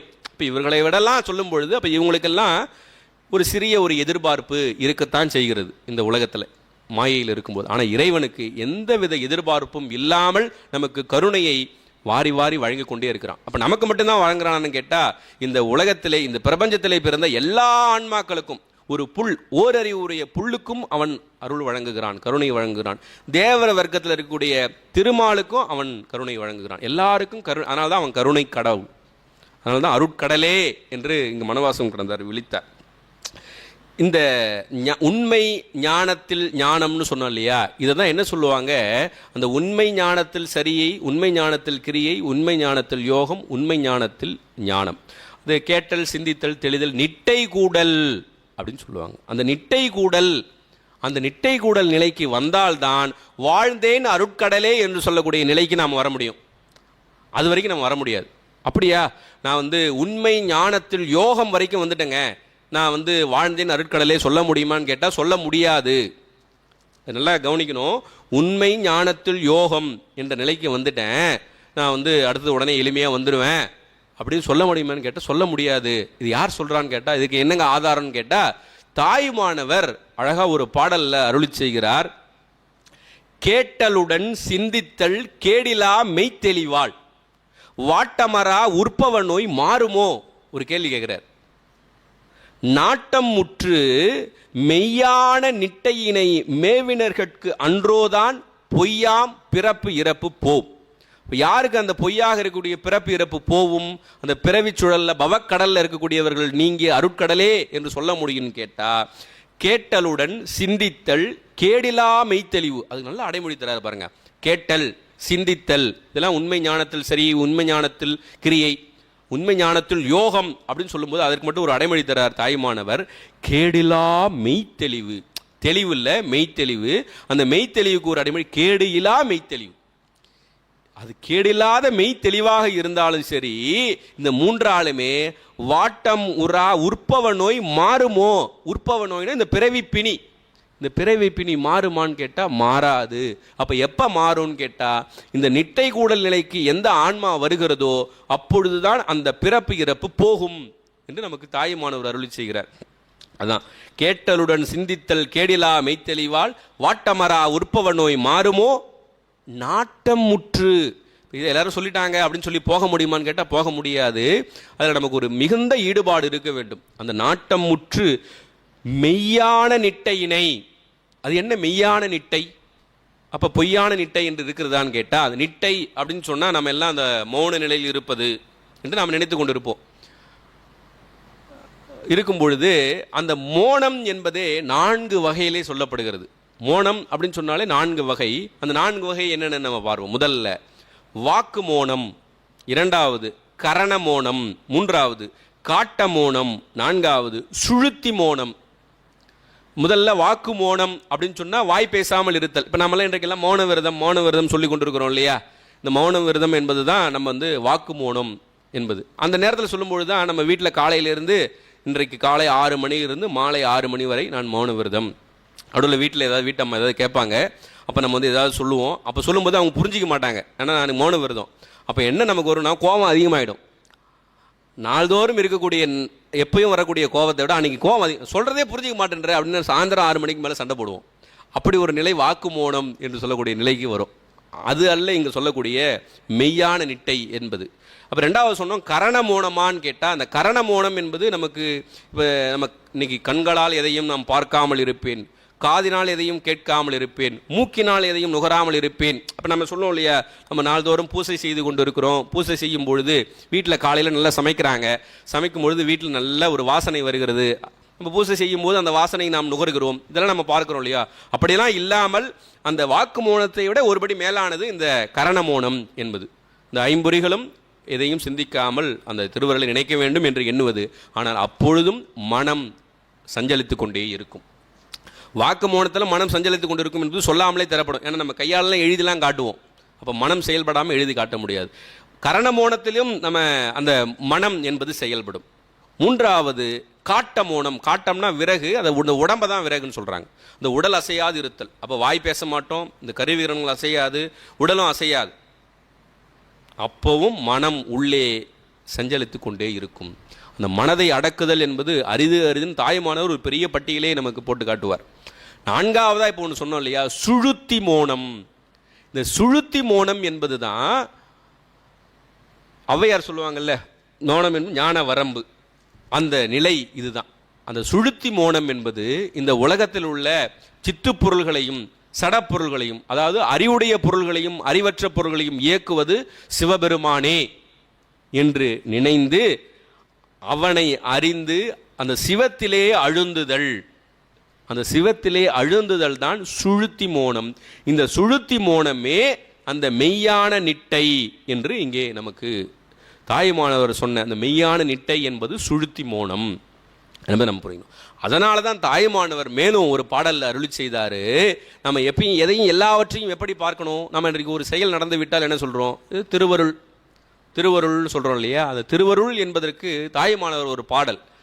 எல்லாவற்றையும் எப்படி பார்க்கணும்னு கேட்டால், அருளாலே எவையும் பார் என்றான். யாரு? அவருடைய குருநாதர். அவருக்கு அவருடைய தாயுமானவருடைய குருநாதர் என்ன சொன்னார் அவருக்கு உபதேசம்? எல்லாவற்றையும் அருளாக பார், அருளாலே எவையும் பார் என்றான். ஆனால் நான் என்ன பண்ணேன்னா அதை விட்டுட்டு அத்தை அறியாதே சுட்டி என் அறிவாலே பார்த்தேன். குருநாதர் சொன்னதை விட்டுட்டு என்னுடைய அறிவால் நான் பார்த்தேன், என்னுடைய சிற்றறிவால் பார்த்தேன். அப்படி பார்க்கும்போது எனக்கு என்ன தெரிஞ்சுன்னா வெறும் இருட்டு தான் தெரிஞ்சுது, வேற ஒன்றும் தெரியலன்றது. அதான் அருளால் எவையும் பார் என்றான், அத்தை அறியாதே சுட்டி என் அறிவாலே பார்த்தேன், இருளான பொருள் கண்டதல்லால் கண்ட என்னையும் கண்டிலேன் என்னையடி தோழி. என்னையும் தெரியல, வெறும் இருட்டு தான் தெரியுது. இந்த ஆணவ மலத்தை சொல்லும்போது இருபொருளும் காட்டாது அப்படின்னு திருவூர் பயனில் சொல்லுவாங்க. இப்போ என்னை என்ன பண்ணும், எல்லாமே திருவருள், எல்லாம் திருவருள். இப்போ நான் என்னால் தான் நடக்குது, நான் பேசுகிறேன் அப்படின்னு சொன்னால் அது தன்முனைப்பு தான். இப்போ இறைவனுடைய திருவருளால் பேசி கொண்டிருக்கின்றோம் என்பது தான். அது எல்லாவற்றையும் அருளாகவே பார் என்று தாயுமானவர் நமக்கு அருளி செய்கிறார் என்பதையும் பார்க்குறோம். இன்னும் ஒரு செய்தி இருக்கிறது, அது வரலாற்றில் நடந்த ஒரு செய்தி. அந்த செய்தியை நம்ம பார்த்து நமக்கு ஒரு முடிவுக்கு வரலாம். நம்முடைய திருக்கைலாய பரம்பரையில் வரக்கூடிய நமக்கு அகச்சந்தான குறவர், புறச்சந்தான குறவர் அவங்களெல்லாம் தெரியும். அதன் பிறகு அருள்நமைச்சிவாயர், சித்தர் சிவபிரகாசர், தன்னுடைய தர்ம ஆதீனத்தினுடைய முன்னோடியாக இருக்கக்கூடிய கமலஞான பிரகாசருக்கு முன்பு சிற்றம்பல நாடிகள், சீர்காழி சிற்றம்பல நாடிகள். சீர்காழி சிற்றம்பல நாடிகள்னு சொன்ன உடனே நமக்கெல்லாம் உடனே நினைவுக்கு வரும் துகளறு போதம் என்று சொல்லக்கூடிய ஒரு நூல். இந்த துகளறு போதம் என்ற ஒரு நூல் ஒரு நம்முடைய அந்த நம்ம சாத்திரங்கள் 14ன்னு சொன்னோம். அந்த 14 சாத்திரங்களில் வைத்து எண்ணப்பட வேண்டிய ஒரு நூல். அந்த அளவுக்கு ஒரு உயர்வான ஒரு நூல் துகளறு போதம். அது இன்னும் கேட்டால் பழைய நூல்களில் என்ன சொல்லுவாங்க, அந்த துகளறு போதமே அந்த 14 சாத்திரங்களில் ஒன்றாக இருந்தது, உண்மை நெறி விளக்கத்திற்கு பதிலாக இதெல்லாம் பழைய அறிஞர்கள்லாம் சொல்லுவாங்க. அப்படிப்பட்ட ஒரு மேன்மையான நூலை அருளி செய்தவர் சிற்றம்பல நாடிகள், சீர்காழி சிற்றம்பல நாடிகள். அந்த சீர்காழி சிற்றம்பல நாடிகளுக்கு இப்போ நமக்கெல்லாம் சீடர்கள்னு சொல்லும்பொழுது இந்த மெய்யான நிட்டைன்னு சொன்னார் இல்லையா, அந்த மெய்யான நிட்டையிலே அந்த ஒரு குருநாதருக்கு 63 சீடர்கள் இருந்தார்கள். அந்த 63 சீடர்கள் ஒரு குருநாதருக்கு அந்த மெய்யான நிட்டை நிலையில் இருப்பது என்பது வரலாற்றிலே அவருடைய காலத்துக்கு முன்பும் இல்லை, இதுவரைக்கும் இல்லை. அப்படிப்பட்ட ஒரு உயர்ந்த அந்த ஞானவான் அவர். அது நமக்கு மயிலாடுதுறைக்கு அருகாமையில் சித்தர்காடு என்று ஒரு பகுதி இருக்கிறது. இன்றைக்கெல்லாம் அது நம்முடைய அந்த இணையத்தில், அந்த வாட்ஸ்அப், ஃபேஸ்புக்கெல்லாம் என்ன பண்ணுறாங்க, ஏதோ சித்தர் கோயில் சொல்லிடுறாங்க. அது வந்து ஒரு ஞான பூமி. அங்கே பார்த்தீங்கன்னா அந்த 63 அந்த ஜீவ சமாதி என்று சொல்லக்கூடிய குருமூர்த்தம் அங்கங்கே இருக்கிறது. நீங்கள் இன்றைக்கும் மயிலாடுதுறை ரயில் நிலையத்திலிருந்து கிட்டத்தட்ட ஓரிரு கிலோமீட்டர் தொலைவில் இருக்குது. நம்ம எல்லாம் அவசியம் சென்று தரிசித்து வரக்கூடிய ஒரு இடம். ஏன்னா அது ஒரு ஞான பூமி. அப்படிப்பட்ட சீர்காழி சிற்றம்பல நாடிகளுக்கு 63 சீடர்கள். அந்த 63 சீடர்களும் ஒரே நேரத்தில் அந்த நிட்டை கூடி இறைவனுடைய திருவடியை அடைந்தார்கள். இன்றைக்கெல்லாம் நம்ம ஞான நிலையில் இருக்கிறோம் அப்படின்னு சொன்னால், இல்லை நீ நம்மளே பொருளீட்டிக்கணும், நம்மளே எல்லாம் பண்ணுவோம். அன்றைக்கு அரசன் என்ன பண்ணால், அந்த 63க்கும் 63 நிலவரை அமைத்து கொடுத்தான். ஏன்னா இவங்களெல்லாம் அந்த ஞானத்தினுடைய தன்மையை உணர்ந்திருந்தான் அந்த அரசன். அதனால் அவனுடைய அரசனுடைய சொந்த செலவிலே அதெல்லாம் அமைத்து கொடுத்து எல்லாரும் ஒரே நேரத்தில் ஒரு நாளில் எல்லாரையும் அமைத்து நிலவரைகள் அமைத்து எல்லாரும் என்ன பண்ணணும், 63 நிலவரை அமைக்கப்படும். ஒவ்வொரு சீடரும் ஒரு வெண்பா பாடி அந்த நிலவரையில் சென்று அமர்ந்து விட வேண்டும். நிட்டை கூடியிருக்கணும், இந்த மெய்யான நிட்டை. அதே போல் அந்த 63 சீடர்களும் அப்படியே ஒரு வெண்பா பாடினாங்க. வெண்பா பாடி எல்லாம் அமர்ந்திருக்கிறாங்க. அமர்ந்திருந்த பிறகு குருவாக விளங்கக்கூடிய சீர்காழி சிற்றம்பல நாடிகள் ஒரு 3 வெண்பா அருளி செய்கிறார். அந்த 3 வெண்பாவில் அந்த கடைசி வெண்பா அதை அழகாக சொல்கிறாரு. என்னென்னா, தங்களை நாம் இன்பத் தடங்கடலில் மூழ்கிவித்தோம். இன்பத் தடங்கடல்னர் இங்கே சொன்னோம் இல்லையா, அருட்கடலே வாழ்ந்தேன் அருட்கடலேன்னு சொன்னார் இல்லையா, அதுதான் அந்த நிலைக்கு மூழ்கிவித்தோம். தங்களை நாம் இன்பத் தடங்கடலில் மூழ்கிவித்தோம், அங்கு உலகம் தீர மரப்பித்தோம். அந்த மெய்யான நிட்டை நிலையில உலகம் தீர மரப்பித்தோம்னு சொன்னார். உலகம் தீர மரப்பித்தோம், நீங்க அந்த ஆனந்த நிலையிலே இருங்க, அதிலே இருங்க அப்படின்னு சொல்லிட்டு அப்புறம் சொல்றாரு. அப்புறம் ஒரு இன்ஸ்ட்ரக்ஷன் கொடுக்குறார். தங்களை நாம் இன்பத் தடங்கடலில் மூழ்கிவித்தோம், அங்கு உலகம் தீர மரப்பித்தோம், இங்கு உலகில் வாராதே. திரும்ப மீண்டும் இங்க வராதீங்க அப்படின்னு சொல்லிட்டார். வராதீங்கன்னு சொல்லிட்டு அதோடய நிறுத்தலை. அப்புறம் திரும்ப மேலும் சொல்றாரு, வாதனையால் வந்தீரே யாமாகில்.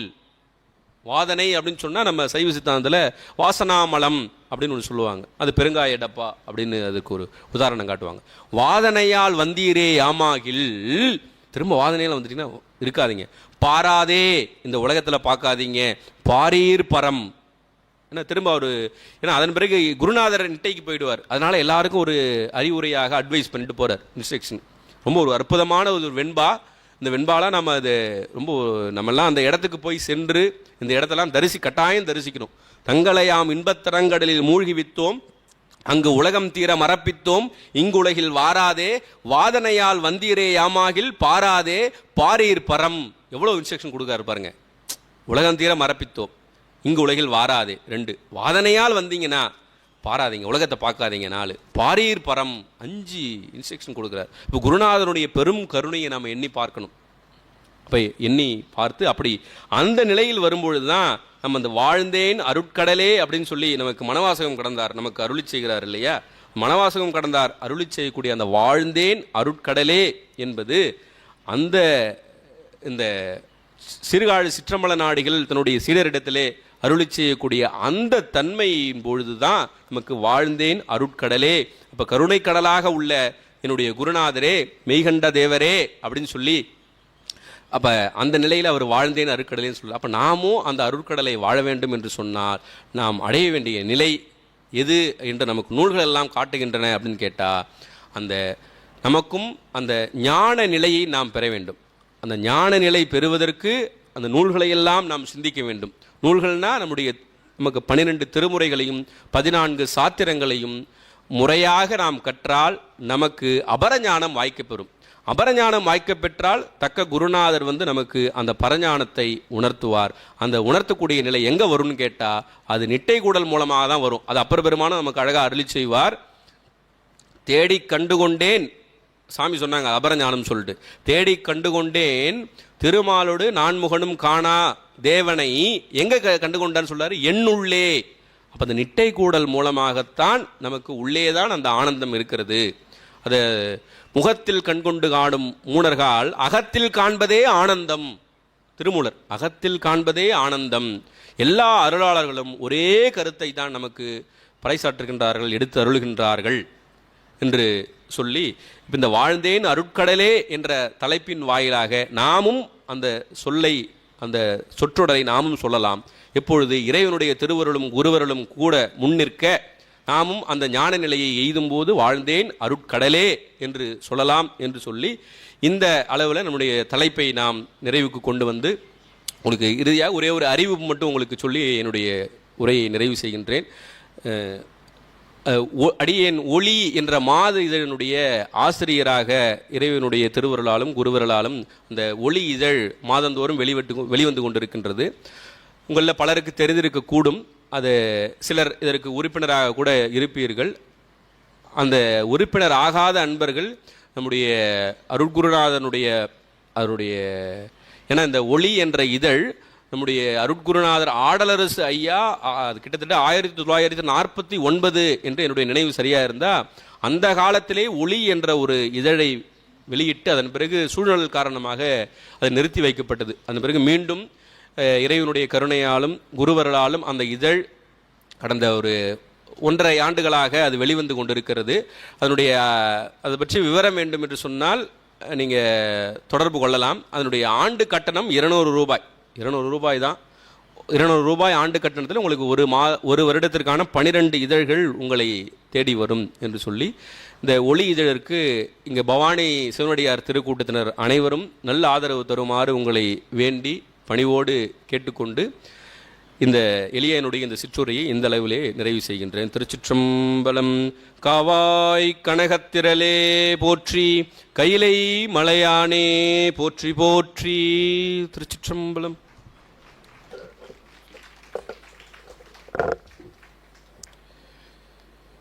உண்மை விளக்கத்தில் 8 வினாக்களில் தொடங்கி எண்ணற்ற வினாக்களை நம் மனத்துள்ளே எழுப்பி அவற்றிற்கு உரையோடு கூறிய விடையும் தந்து அருளி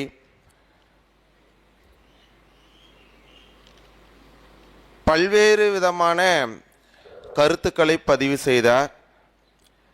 ஆழ்ந்து சில விளக்கங்களை ஏற்படுத்தி கொடுத்தார். வாழ்ந்தேன் அருட்கடலே என்ற அந்த தொடர்,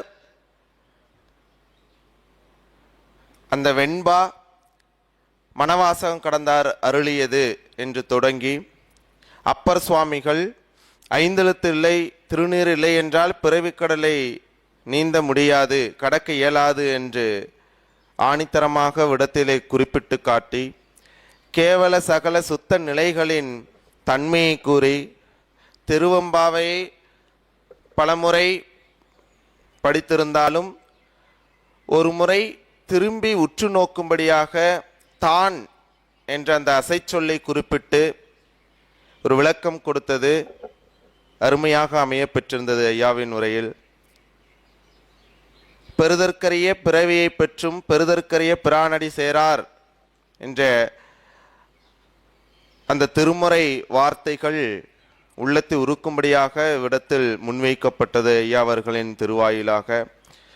இவற்றில் குழந்தைகளை திருமுறைகளை படிக்கச் செய்ய வேண்டும் என்று மட்டும் நிற்காமல் மனப்பாடம் செய்து குழந்தைகள் இருத்த வேண்டும் என்பதை நமக்கெல்லாம் மீண்டும் மீண்டும் நினைவு செய்தார். இவற்றில் 1000 தான் கேட்டாலும் கற்றாலும் பெற்றாலும் தன்முனைப்பில்லா நிலையில்தான் இறைவன் நம்மை அடுத்தடுத்த நிலைக்கு கூட்டிச் செல்கின்றார் என்பதை நன்கு பதியும்படியாக எடுத்துரைத்தார். அருளாளர்களின் காலம் வேறு, ஆனால் கருத்து ஒன்றுதான் என்று தோத்திரத்தையும் சாத்திரத்தையும் ஒன்று கூட்டி நமக்கெல்லாம் விளங்கச் செய்தார். சத்தினிபாதத்தின் நிலைகளை பற்றி ஆழமாக எடுத்து விளக்கத்தோடு கூடிய நல்ல ஒரு உரை செய்து அருளினார். அடியாறுகளுக்கு செய்யக்கூடிய தொண்டுதான் சிவப்புண்ணியத்தை நல்கும் என்ற அற்புதமான ஒரு கருத்துக்களை மீண்டும் மீண்டும் நம் நினைவுக்கு உட்படுத்தும்படியாக அருளி செய்தார். தாய்மானவர் பாடல் வழியாகவும் திருமந்திரம் பாடல் வழியாகவும் எண்ணற்ற கருத்துக்களை நம் முன்னே வைத்தவர். நிறைவாக வாழ்ந்தேன் அருட்கடலே என்றால் பரமுக்தி என்பதுதான் என்பதை பறைசாற்றி அமைந்தார். அவரது பொன்னார் திருவடிகளை வாழ்த்தி மகிழ்ந்து நன்றியை உரித்தாக்கிக் கொள்கின்றோம். செந்தமிழ் நாடெனும் போதினிலே இன்பத்தேன் வந்து பாயுது காதினிலே என்பதற்கேற்ப வாழ்ந்தேன் அருட்கடலே என்ற சொற்பொழிவில் நம்மை அருட்கடலில் வாழ வைத்த சிவத்திரு சா சுப்பராயன் ஐயா அவர்களுக்கு மனம் மெய் மொழிகளால் நன்றியை தெரிவித்துக் கொள்கின்றோம்.